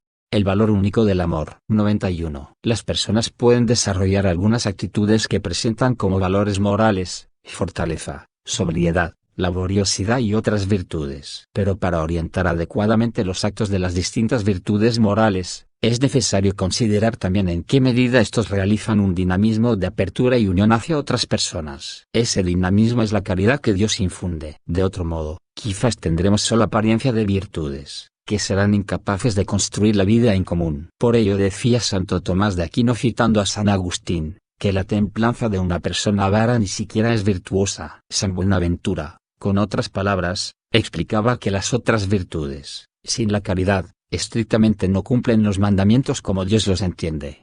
92. La altura espiritual de una vida humana está marcada por el amor, que es el criterio para la decisión definitiva sobre la valoración positiva o negativa de una vida humana. Sin embargo, hay creyentes que piensan que su grandeza está en la imposición de sus ideologías al resto, o en la defensa violenta de la verdad, o en grandes demostraciones de fortaleza. Todos los creyentes necesitamos de reconocer esto. Lo primero es el amor. Lo que nunca debe estar en riesgo es el amor. El mayor peligro es no amar. Compárese 1 Corintios 13,1-13. 93. En un intento de precisar en qué consiste la experiencia de amar que Dios hace posible con su gracia, Santo Tomás de Aquino la explicaba como un movimiento que centra la atención en el otro considerándolo como uno consigo. La atención afectiva que se presta al otro, provoca una orientación a buscar su bien gratuitamente. Todo esto parte de un aprecio, de una valoración, que en definitiva es lo que está detrás de la palabra caridad. El ser amado es caro para mí, es decir, es estimado como de alto valor. Y del amor por el cual a uno le es grata la otra persona depende que le dé algo gratis. 94. El amor implica entonces algo más que una serie de acciones benéficas. Las acciones brotan de una unión que inclina más y más hacia el otro considerándolo valioso, digno, grato y bello, más allá de las apariencias físicas o morales. El amor al otro por ser quien es, nos mueve a buscar lo mejor para su vida. Solo en el cultivo de esta forma de relacionarnos haremos posibles la amistad social que no excluye a nadie y la fraternidad abierta a todos.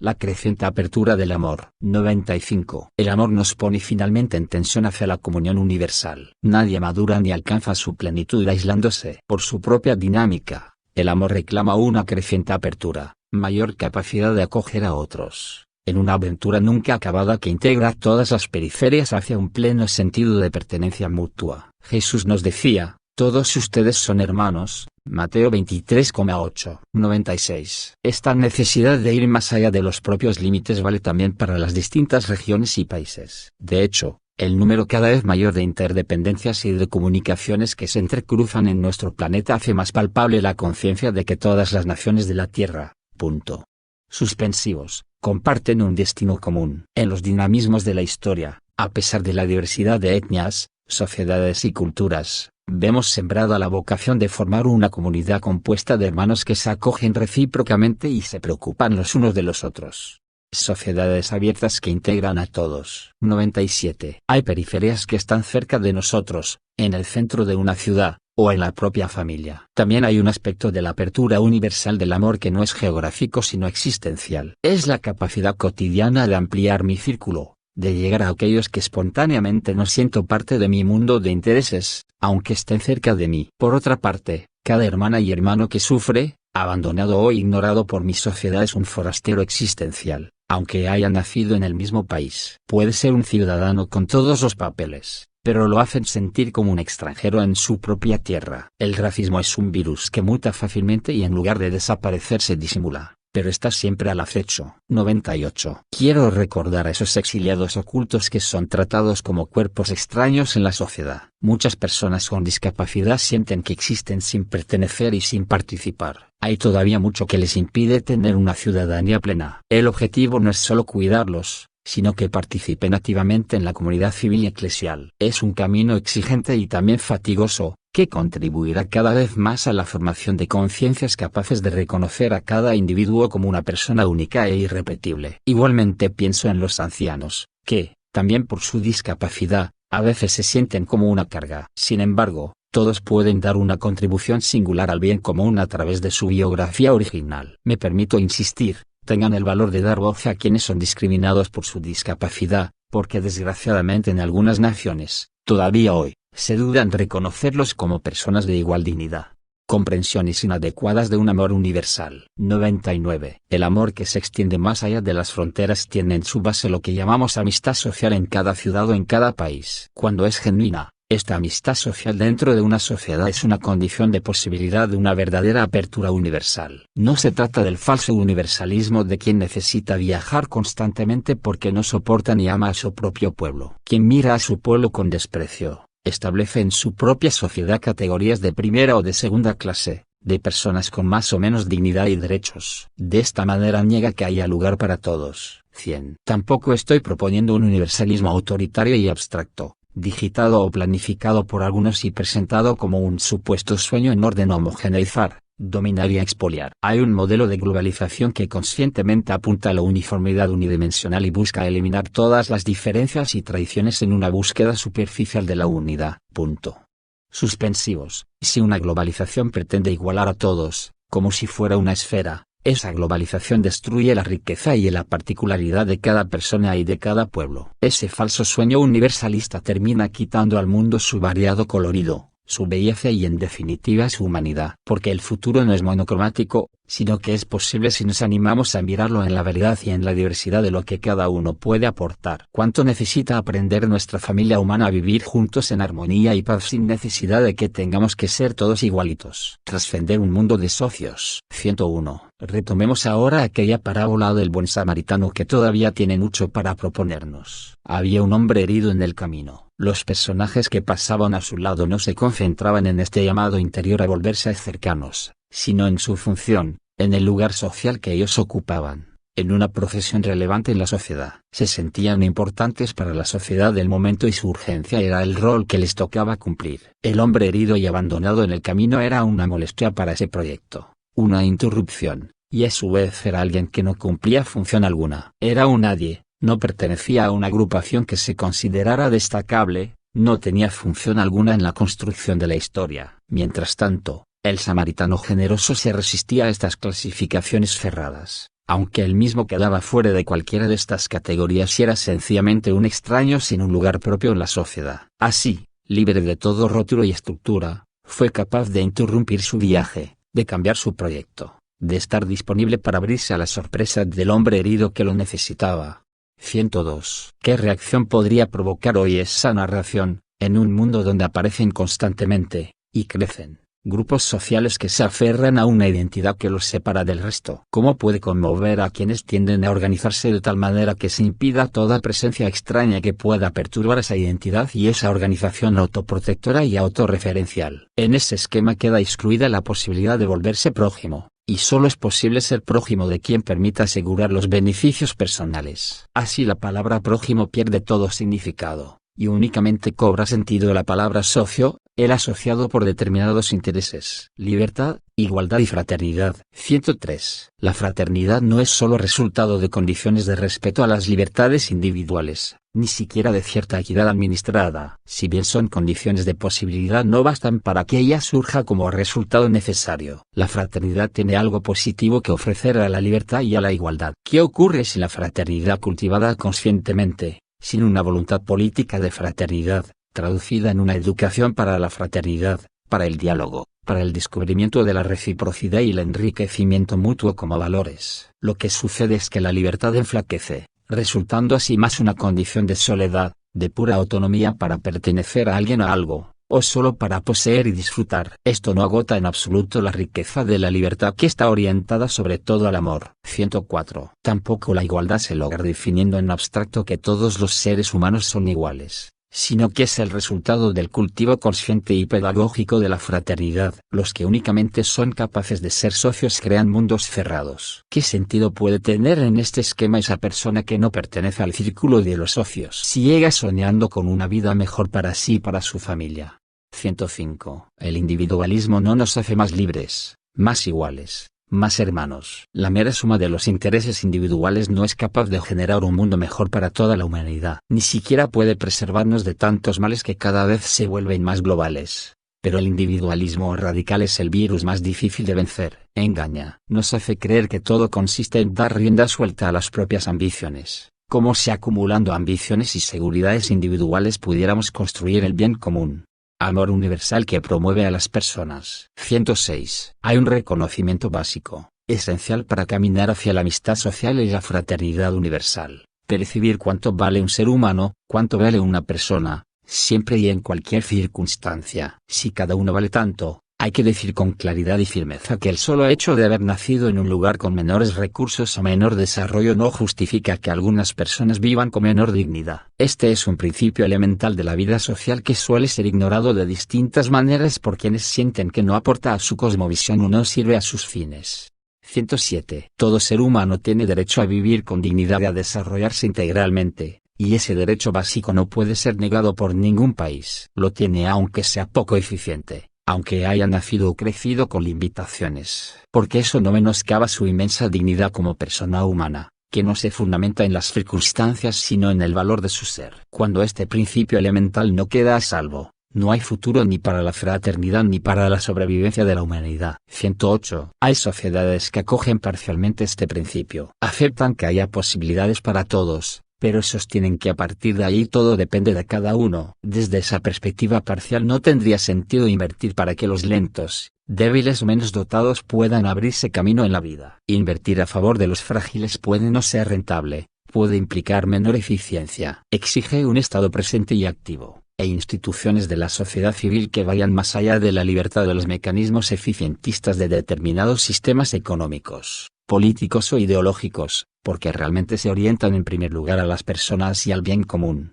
109. Algunos nacen en familias de buena posición económica, reciben buena educación, crecen bien alimentados, o poseen naturalmente capacidades destacadas. Ellos seguramente no necesitarán un Estado activo y solo reclamarán libertad.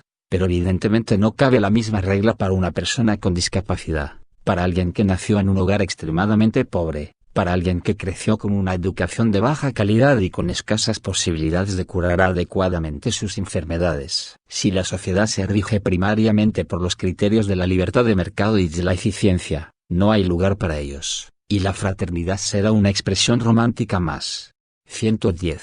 El hecho es que una libertad económica solo declamada, pero donde las condiciones reales impiden que muchos puedan acceder realmente a ella, suspensivos, se convierte en un discurso contradictorio. Palabras como libertad, democracia o fraternidad se vacían de sentido. Porque el hecho es que mientras nuestro sistema económico y social produzca una sola víctima y haya una sola persona descartada, no habrá una fiesta de fraternidad universal. Una sociedad humana y fraterna es capaz de preocuparse para garantizar de modo eficiente y estable que todos sean acompañados en el recorrido de sus vidas, no solo para asegurar sus necesidades básicas, sino para que puedan dar lo mejor de sí, aunque su rendimiento no sea el mejor, aunque vayan lento, aunque su eficiencia sea poco destacada. 111. La persona humana, con sus derechos inalienables, está naturalmente abierta a los vínculos. En su propia raíz reside el llamado a trascenderse a sí misma en el encuentro con otros. Por eso es necesario prestar atención para no caer en algunos errores que pueden nacer de una mala comprensión de los derechos humanos y de un paradójico mal uso de los mismos. Existe hoy, en efecto, la tendencia hacia una reivindicación siempre más amplia de los derechos individuales, estoy tentado de decir individualistas, que esconde una concepción de persona humana desligada de todo contexto social y antropológico, casi como una mónada, monas, cada vez más insensible. Suspensivos, si el derecho de cada uno no está armónicamente ordenado al bien más grande, termina por concebirse sin limitaciones y, consecuentemente, se transforma en fuente de conflictos y de violencias. Promover el bien moral. 112. No podemos dejar de decir que el deseo y la búsqueda del bien de los demás y de toda la humanidad implican también procurar una maduración de las personas y de las sociedades de los distintos valores morales que lleven a un desarrollo humano integral. En el Nuevo Testamento se menciona un fruto del Espíritu Santo, compárese Gálatas 5,22, expresado con la palabra griega agathosune. Indica el apego a lo bueno, la búsqueda de lo bueno. Más todavía, es procurar lo excelente, lo mejor para los demás, su maduración, su crecimiento en una vida sana, el cultivo de los valores y no solo el bienestar material. Hay una expresión latina semejante, benevolentia, que significa la actitud de querer el bien del otro. Es un fuerte deseo del bien, una inclinación hacia todo lo que sea bueno y excelente, que nos mueve a llenar la vida de los demás de cosas bellas, sublimes, edificantes.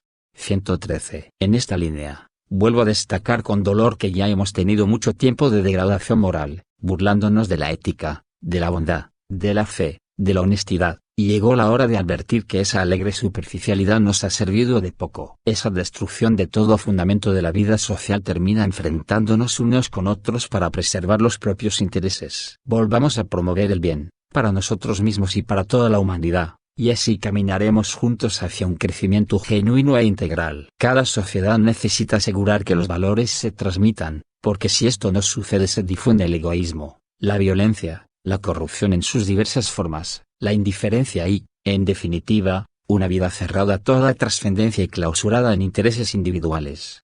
El valor de la solidaridad. 114. Quiero destacar la solidaridad, que como virtud moral y actitud social, fruto de la conversión personal, exige el compromiso de todos aquellos que tienen responsabilidades educativas y formativas. En primer lugar me dirijo a las familias, llamadas a una misión educativa primaria e imprescindible. Ellas constituyen el primer lugar en el que se viven y se transmiten los valores del amor y de la fraternidad, de la convivencia y del compartir, de la atención y del cuidado del otro. Ellas son también el ámbito privilegiado para la transmisión de la fe desde aquellos primeros simples gestos de devoción que las madres enseñan a los hijos. Los educadores y los formadores que, en la escuela o en los diferentes centros de asociación infantil y juvenil, tienen la ardua tarea de educar a los niños y jóvenes, están llamados a tomar conciencia de que su responsabilidad tiene que ver con las dimensiones morales, espirituales y sociales de la persona. Los valores de la libertad, del respeto recíproco y de la solidaridad se transmiten desde la más tierna infancia. Suspensivos. Quienes se dedican al mundo de la cultura y de los medios de comunicación social tienen también una responsabilidad en el campo de la educación y la formación, especialmente en la sociedad contemporánea, en la que el acceso a los instrumentos de formación y de comunicación está cada vez más extendido. 115. En estos momentos donde todo parece diluirse y perder consistencia, nos hace bien apelar a la solidez que surge de sabernos responsables de la fragilidad de los demás buscando un destino común. La solidaridad se expresa concretamente en el servicio, que puede asumir formas muy diversas de hacerse cargo de los demás. El servicio es en gran parte, cuidar la fragilidad. Servir significa cuidar a los frágiles de nuestras familias, de nuestra sociedad, de nuestro pueblo. En esta tarea cada uno es capaz de dejar de lado sus búsquedas, afanes, deseos de omnipotencia ante la mirada concreta de los más frágiles. Suspensivos. El servicio siempre mira el rostro del hermano, toca su carne, siente su proximidad y hasta en algunos casos la padece y busca la promoción del hermano. Por eso nunca el servicio es ideológico, ya que no se sirve a ideas, sino que se sirve a personas. 116. Los últimos en general practican esa solidaridad tan especial que existe entre los que sufren, entre los pobres, y que nuestra civilización parece haber olvidado, o al menos tiene muchas ganas de olvidar. Solidaridad es una palabra que no cae bien siempre, yo diría que algunas veces la hemos transformado en una mala palabra. No se puede decir, pero es una palabra que expresa mucho más que algunos actos de generosidad esporádicos. Es pensar y actuar en términos de comunidad, de prioridad de la vida de todos sobre la apropiación de los bienes por parte de algunos. También es luchar contra las causas estructurales de la pobreza, la desigualdad, la falta de trabajo, de tierra y de vivienda, la negación de los derechos sociales y laborales. Es enfrentar los destructores efectos del imperio del dinero. Punto. Suspensivos. La solidaridad, entendida en su sentido más hondo, es un modo de hacer historia y eso es lo que hacen los movimientos populares.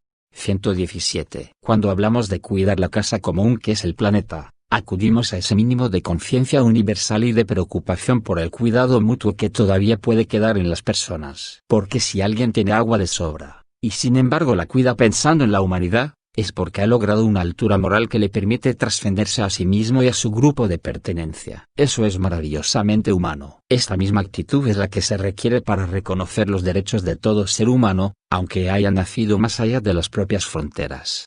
Reproponer la función social de la propiedad. 118. El mundo existe para todos, porque todos los seres humanos nacemos en esta tierra con la misma dignidad. Las diferencias de color, religión, capacidades, lugar de nacimiento, lugar de residencia y tantas otras no pueden anteponerse o utilizarse para justificar los privilegios de unos sobre los derechos de todos. Por consiguiente, como comunidad estamos combinados a garantizar que cada persona viva con dignidad y tenga oportunidades adecuadas a su desarrollo integral. 119. En los primeros siglos de la fe cristiana, varios sabios desarrollaron un sentido universal en su reflexión sobre el destino común de los bienes creados. Esto llevaba a pensar que si alguien no tiene lo suficiente para vivir con dignidad se debe a que otro se lo está quedando. Lo resume San Juan Crisóstomo al decir que no compartir con los pobres los propios bienes es robarles y quitarles la vida. No son nuestros los bienes que tenemos, sino suyos. O también en palabras de San Gregorio Magno, cuando damos a los pobres las cosas indispensables no les damos nuestras cosas, sino que les devolvemos lo que es suyo. 120. Vuelvo a hacer mías y a proponer a todos unas palabras de San Juan Pablo II cuya contundencia quizás no ha sido advertida. Dios ha dado la tierra a todo el género humano para que ella sustenta a todos sus habitantes, sin excluir a nadie ni privilegiar a ninguno. En esta línea recuerdo que la tradición cristiana nunca reconoció como absoluto o intocable el derecho a la propiedad privada y subrayó la función social de cualquier forma de propiedad privada. El principio del uso común de los bienes creados para todos es el primer principio de todo el ordenamiento ético-social, es un derecho natural, originario y prioritario. Todos los demás derechos sobre los bienes necesarios para la realización integral de las personas, incluidos el de la propiedad privada y cualquier otro, no deben estorbar, antes al contrario, facilitar su realización. Como afirmaba San Pablo VI, el derecho a la propiedad privada solo puede ser considerado como un derecho natural secundario y derivado del principio del destino universal de los bienes creados, y esto tiene consecuencias muy concretas que deben reflejarse en el funcionamiento de la sociedad. Pero sucede con frecuencia que los derechos secundarios se sobreponen a los prioritarios y originarios, dejándolos sin relevancia práctica. Derechos sin fronteras. 121. Entonces nadie puede quedar excluido, no importa dónde haya nacido, y menos a causa de los privilegios que otros poseen porque nacieron en lugares con mayores posibilidades. Los límites y las fronteras de los estados no pueden impedir que esto se cumpla. Así como es inaceptable que alguien tenga menos derechos por ser mujer, es igualmente inaceptable que el lugar de nacimiento o de residencia ya de por sí determine menores posibilidades de vida digna y de desarrollo. 122. El desarrollo no debe orientarse a la acumulación creciente de unos pocos, sino que tiene que asegurar los derechos humanos, personales y sociales, económicos y políticos, incluidos los derechos de las naciones y de los pueblos. El derecho de algunos a la libertad de empresa o de mercado no puede estar por encima de los derechos de los pueblos, ni de la dignidad de los pobres, ni tampoco del respeto al medio ambiente, puesto que quien se apropia algo es solo para administrarlo en bien de todos. 123. Es verdad que la actividad de los empresarios es una noble vocación orientada a producir riqueza y a mejorar el mundo para todos. Dios nos promueve, espera que desarrollemos las capacidades que nos dio y llenó el universo de potencialidades. En sus designios cada hombre está llamado a promover su propio progreso, y esto incluye fomentar las capacidades económicas y tecnológicas para hacer crecer los bienes y aumentar la riqueza. Pero en todo caso estas capacidades de los empresarios, que son un don de Dios, tendrían que orientarse claramente al desarrollo de las demás personas y a la superación de la miseria. especialmente a través de la creación de fuentes de trabajo diversificadas. Siempre, junto al derecho de propiedad privada, está el más importante y anterior principio de la subordinación de toda propiedad privada al destino universal de los bienes de la tierra y, por tanto, el derecho de todos a su uso. Derechos de los pueblos. 124. La convicción del destino común de los bienes de la tierra hoy requiere que se aplique también a los países, a sus territorios y a sus posibilidades. Si lo miramos no solo desde la legitimidad de la propiedad privada y de los derechos de los ciudadanos de una determinada nación, sino también desde el primer principio del destino común de los bienes, entonces podemos decir que cada país es asimismo del extranjero. En cuanto los bienes de un territorio no deben ser negados a una persona necesitada que provenga de otro lugar. Porque, como enseñaron los obispos de los Estados Unidos, hay derechos fundamentales que preceden a cualquier sociedad porque emanan de la dignidad otorgada a cada persona en cuanto creada por Dios. 125. Esto supone además otra manera de entender las relaciones y el intercambio entre países. Si toda persona tiene una dignidad inalienable, si todo ser humano es mi hermano o mi hermana, y si en realidad el mundo es de todos, no importa si alguien ha nacido aquí o si vive fuera de los límites del propio país. También mi nación es corresponsable de su desarrollo, aunque pueda cumplir esta responsabilidad de diversas maneras, acogiéndolo de manera generosa cuando lo necesite imperiosamente, promoviéndolo en su propia tierra, no usufructuando ni vaciando de recursos naturales a países enteros propiciando sistemas corruptos que impiden el desarrollo digno de los pueblos. Esto que vale para las naciones se aplica a las distintas regiones de cada país, entre las que suele haber graves inequidades. Pero la incapacidad de reconocer la igual dignidad humana a veces lleva a que las regiones más desarrolladas de algunos países sueñen con liberarse del lastre de las regiones más pobres para aumentar todavía más su nivel de consumo. 126. Hablamos de una nueva red en las relaciones internacionales, porque no hay modo de resolver los graves problemas del mundo pensando solo en formas de ayuda mutua entre individuos o pequeños grupos. Recordemos que la inequidad no afecta solo a individuos, sino a países enteros, y obliga a pensar en una ética de las relaciones internacionales. Y la justicia exige reconocer y respetar no solo los derechos individuales, sino también los derechos sociales y los derechos de los pueblos. Lo que estamos diciendo implica asegurar el derecho fundamental de los pueblos a la subsistencia y al progreso, que a veces se ve fuertemente dificultado por la presión que origina la deuda externa. El pago de la deuda en muchas ocasiones no solo no favorece el desarrollo, sino que lo limita y lo condiciona fuertemente. Si bien se mantiene el principio de que toda deuda legítimamente adquirida debe ser saldada, el modo de cumplir este deber que muchos países pobres tienen con los países ricos no debe llegar a comprometer su subsistencia y su crecimiento. 127. Sin dudas, se trata de otra lógica. Si no se intenta entrar en esa lógica, mis palabras sonarán a fantasía. Pero si se acepta el gran principio de los derechos que brotan del solo hecho de poseer la inalienable dignidad humana, es posible aceptar el desafío de soñar y pensar en otra humanidad. Es posible anhelar un planeta que asegure tierra, techo y trabajo para todos. Este es el verdadero camino de la paz, y no la estrategia carente de sentido y corta de miras de sembrar temor y desconfianza ante amenazas externas. Porque la paz real y duradera solo es posible desde una ética global de solidaridad y cooperación al servicio de un futuro plasmado por la interdependencia y la corresponsabilidad entre toda la familia humana. Capítulo 4. Un corazón abierto al mundo entero. 128. La afirmación de que todos los seres humanos somos hermanos y hermanas, si no es solo una abstracción, sino que toma carne y se vuelve concreta, nos plantea una serie de retos que nos descolocan, nos obligan a asumir nuevas perspectivas y a desarrollar nuevas reacciones. El límite de las fronteras. 129. Cuando el prójimo es una persona migrante se agregan desafíos complejos. Es verdad que lo ideal sería evitar las migraciones innecesarias y para ello el camino es crear en los países de origen la posibilidad efectiva de vivir y de crecer con dignidad, de manera que se puedan encontrar ahí mismo las condiciones para el propio desarrollo integral. Pero mientras no haya serios avances en esta línea, nos corresponde respetar el derecho de todo ser humano de encontrar un lugar donde pueda no solamente satisfacer sus necesidades básicas y las de su familia, sino también realizarse integralmente como persona. Nuestros esfuerzos ante las personas migrantes que llegan pueden resumirse en 4 verbos: acoger, proteger, promover e integrar. Porque no se trata de dejar caer desde arriba programas de asistencia social sino de recorrer juntos un camino a través de estas 4 acciones, para construir ciudades y países que, al tiempo que conservan sus respectivas identidades culturales y religiosas, estén abiertos a las diferencias y sepan cómo valorarlas en nombre de la fraternidad humana.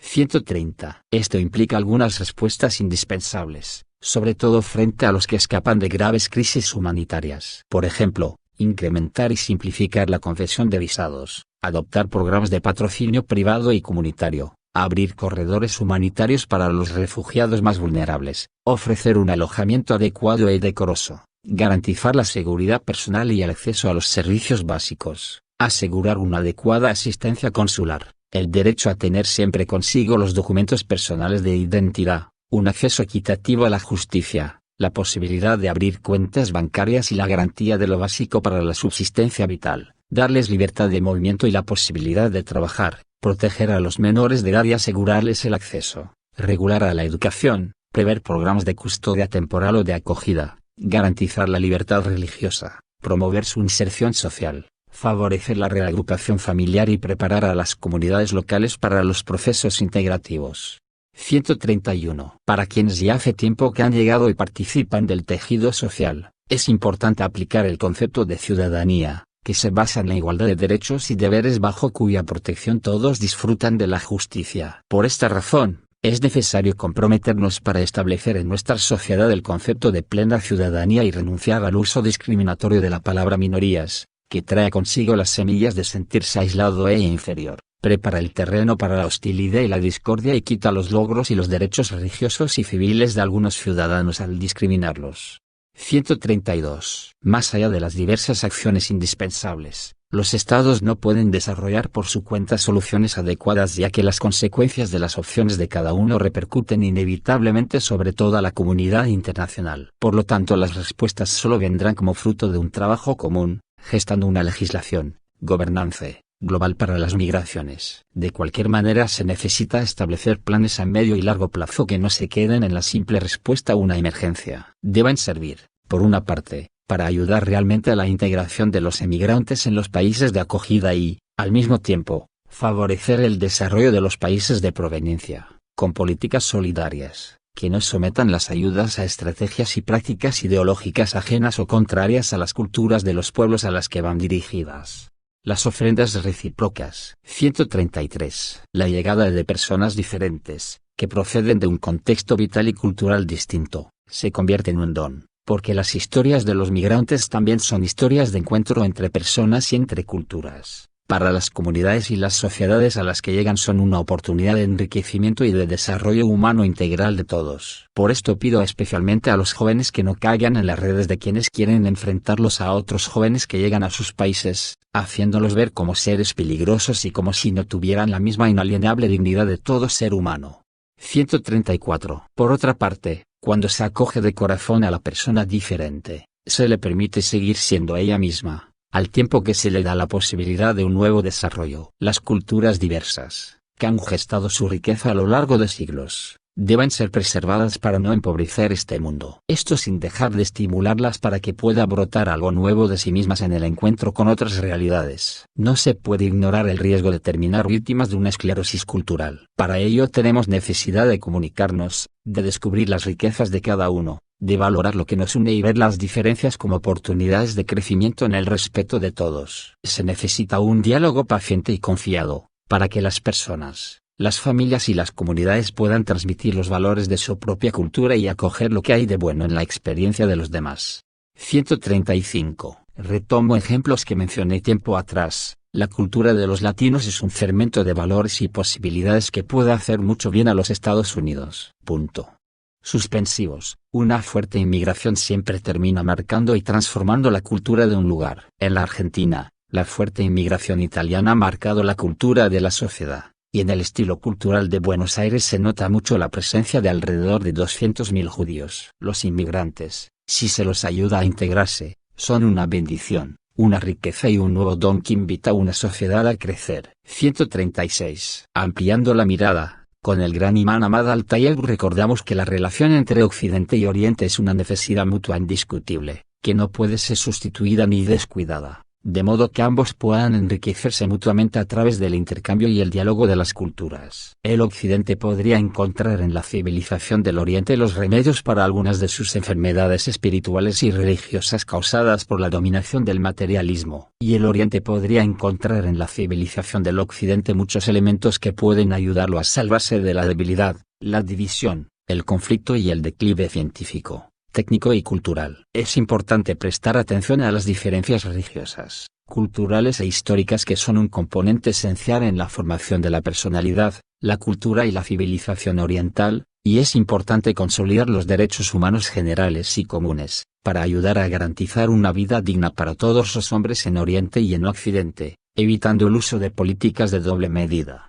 El fecundo intercambio. 137. La ayuda mutua entre países en realidad termina beneficiando a todos. Un país que progresa desde su original sustrato cultural es un tesoro para toda la humanidad. Necesitamos desarrollar esta conciencia de que hoy o nos salvamos todos o no se salva a nadie. La pobreza, la decadencia, los sufrimientos de un lugar de la Tierra son un silencioso caldo de cultivo de problemas que finalmente afectarán a todo el planeta. Si nos preocupa la desaparición de algunas especies, debería obsesionarnos que en cualquier lugar haya personas y pueblos que no desarrollen su potencial y su belleza propia a causa de la pobreza o de otros límites estructurales. Porque eso termina empobreciéndonos a todos. 138. Si esto fue siempre cierto, hoy lo es más que nunca debido a la realidad de un mundo tan conectado por la globalización. Necesitamos que un ordenamiento mundial jurídico, político y económico incremente y oriente la colaboración internacional hacia el desarrollo solidario de todos los pueblos. Esto finalmente beneficiará a todo el planeta, porque la ayuda al desarrollo de los países pobres implica creación de riqueza para todos. Desde el punto de vista del desarrollo integral, esto supone que se conceda también una voz eficaz en las decisiones comunes a las naciones más pobres y que se procure incentivar el acceso al mercado internacional de los países marcados por la pobreza y el subdesarrollo.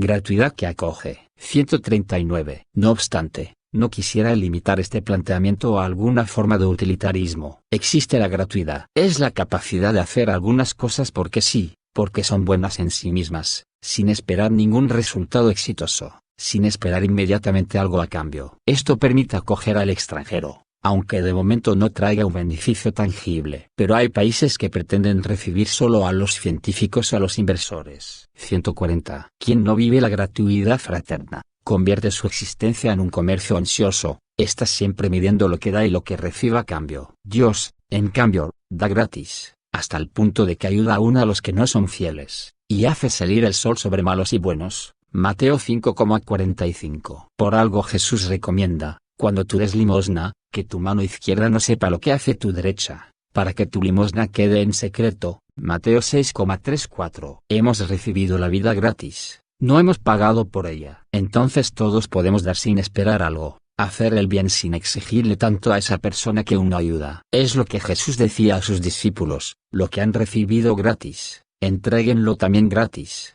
Mateo 10,8. 141. La verdadera calidad de los distintos países del mundo se mide por esta capacidad de pensar no solo como país, sino también como familia humana, y esto se prueba especialmente en las épocas críticas. Los nacionalismos cerrados expresan en definitiva esta incapacidad de gratuidad, el error de creer que pueden desarrollarse al margen de la ruina de los demás y que cerrándose al resto estarán más protegidos. El inmigrante es visto como un usurpador que no ofrece nada. Así, se llega a pensar ingenuamente que los pobres son peligrosos o inútiles y que los poderosos son generosos benefactores. Solo una cultura social y política que incorpore la acogida gratuita podrá tener futuro local y universal. 142. Cabe recordar que entre la globalización y la localización también se produce una tensión. Hace falta prestar atención a lo global para no caer en una mezquindad cotidiana. Al mismo tiempo, no conviene perder de vista lo local, que nos hace caminar con los pies sobre la tierra. Las dos cosas unidas impiden caer en alguno de estos dos extremos. 1. Que los ciudadanos vivan en un universalismo abstracto y globalizante, punto. Suspensivos. Otro, que se conviertan en un museo folclórico de ermitaños localistas, condenados a repetir siempre lo mismo, incapaces de dejarse interpelar por el diferente y de valorar la belleza que Dios derrama fuera de sus límites. Hay que mirar lo global, que nos rescata de la mezquindad casera. Cuando la casa ya no es hogar, sino que es encierro, calabozo, Lo global nos va rescatando porque es como la causa final que nos atrae hacia la plenitud. Simultáneamente, hay que asumir con cordialidad lo local, porque tiene algo que lo global no posee: ser levadura, enriquecer, poner en marcha mecanismos de subsidiariedad. Por lo tanto, la fraternidad universal y la amistad social dentro de cada sociedad son dos polos inseparables y coesenciales. Separarlos lleva a una deformación y a una polarización dañina. El sabor local. 143. La solución no es una apertura que renuncia al propio tesoro. Así como no hay diálogo con el otro sin identidad personal, del mismo modo no hay apertura entre pueblos sino desde el amor a la tierra, al pueblo, a los propios rasgos culturales. No me encuentro con el otro si no poseo un sustrato donde estoy firme y arraigado, porque desde ahí puedo acoger el don del otro y ofrecerle algo verdadero. Solo es posible acoger al diferente y percibir su aporte original si estoy afianzado en mi pueblo con su cultura. Cada uno ama y cuida con especial responsabilidad su tierra y se preocupa por su país, así como cada uno debe amar y cuidar su casa para que no se venga abajo, porque no lo harán los vecinos. También el bien del universo requiere que cada uno proteja y ame su propia tierra. De lo contrario, las consecuencias del desastre de un país terminarán afectando a todo el planeta. Esto se fundamenta en el sentido positivo que tiene el derecho de propiedad. Cuido y cultivo algo que poseo, de manera que pueda ser un aporte al bien de todos. 144. Además, este es un presupuesto de los intercambios sanos y enriquecedores. El trasfondo de la experiencia de la vida en un lugar y en una cultura determinada es lo que capacita a alguien para percibir aspectos de la realidad que quienes no tienen esa experiencia no son capaces de percibir tan fácilmente. Lo universal no debe ser el imperio homogéneo, uniforme y estandarizado de una única forma cultural dominante, que finalmente perderá los colores del poliedro y terminará en el hastío. Es la tentación que se expresa en el antiguo relato de la Torre de Babel. La construcción de una torre que llegara hasta el cielo no expresaba la unidad entre distintos pueblos capaces de comunicarse desde su diversidad. Por el contrario, fue una tentativa engañosa, que surgía del orgullo y de la ambición humana, de crear una unidad diferente de aquella deseada por Dios en su plan providencial para las naciones. Compárese Génesis 11,19. 145. Hay una falsa apertura a lo universal, que procede de la superficialidad vacía de quien no es capaz de penetrar hasta el fondo en su patria, o de quien sobrelleva un resentimiento no resuelto hacia su pueblo. En todo caso, siempre hay que ampliar la mirada para reconocer un bien mayor que nos beneficiará a todos. Pero hay que hacerlo sin evadirse, sin desarraigos. Es necesario hundir las raíces en la tierra fértil y en la historia del propio lugar, que es un don de Dios. Se trabaja en lo pequeño, en lo cercano, pero con una perspectiva más amplia. Punto. Suspensivos. No es ni la esfera global que anula ni la parcialidad aislada que esteriliza, es el poliedro, donde al mismo tiempo que cada uno es respetado en su valor, el todo es más que la parte, y también es más que la mera suma de ellas. El horizonte universal. 146. Hay narcisismos localistas que no son un sano amor al propio pueblo y a su cultura. Esconden un espíritu cerrado que, por cierta inseguridad y temor al otro, prefiere crear murallas defensivas para preservarse a sí mismo. Pero no es posible ser sanamente local sin una sincera y amable apertura a lo universal, sin dejarse interpelar por lo que sucede en otras partes, sin dejarse enriquecer por otras culturas o sin solidarizarse con los dramas de los demás pueblos. Ese localismo se clausura obsesivamente en unas pocas ideas, costumbres y seguridades, incapaz de admiración frente a la multitud de posibilidades y de belleza que ofrece el mundo entero, y carente de una solidaridad auténtica y generosa. Así, la vida local ya no es auténticamente receptiva, ya no se deja completar por el otro, por lo tanto, se limita en sus posibilidades de desarrollo, se vuelve estática y se enferma, porque en realidad toda cultura sana es abierta y acogedora por naturaleza, de tal modo que una cultura sin valores universales no es una verdadera cultura.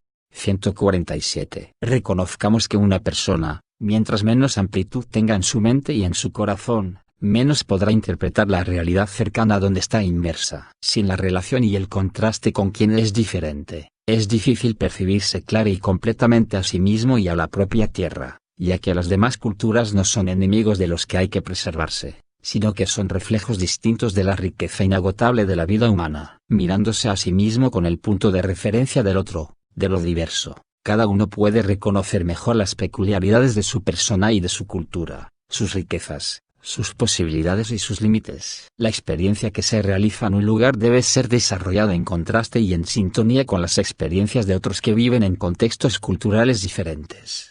148. En realidad, una sana apertura nunca atenta contra la identidad, porque al enriquecerse con elementos de otros lugares, una cultura viva no realiza una copia o una mera repetición, sino que integra las novedades a su modo. Esto provoca el nacimiento de una nueva síntesis que finalmente beneficia a todos, ya que la cultura donde se originan estos aportes termina siendo retroalimentada. Por ello exhorté a los pueblos originarios a cuidar sus propias raíces y sus culturas ancestrales, pero quise aclarar que no era mi intención proponer un indigenismo completamente cerrado, ahistórico, estático, que se niegue a toda forma de mestizaje, ya que la propia identidad cultural se arraiga y se enriquece en el diálogo con los diferentes y la auténtica preservación no es un aislamiento empobrecedor. El mundo crece y se llena de nueva belleza gracias a sucesivas síntesis que se producen entre culturas abiertas, fuera de toda imposición cultural.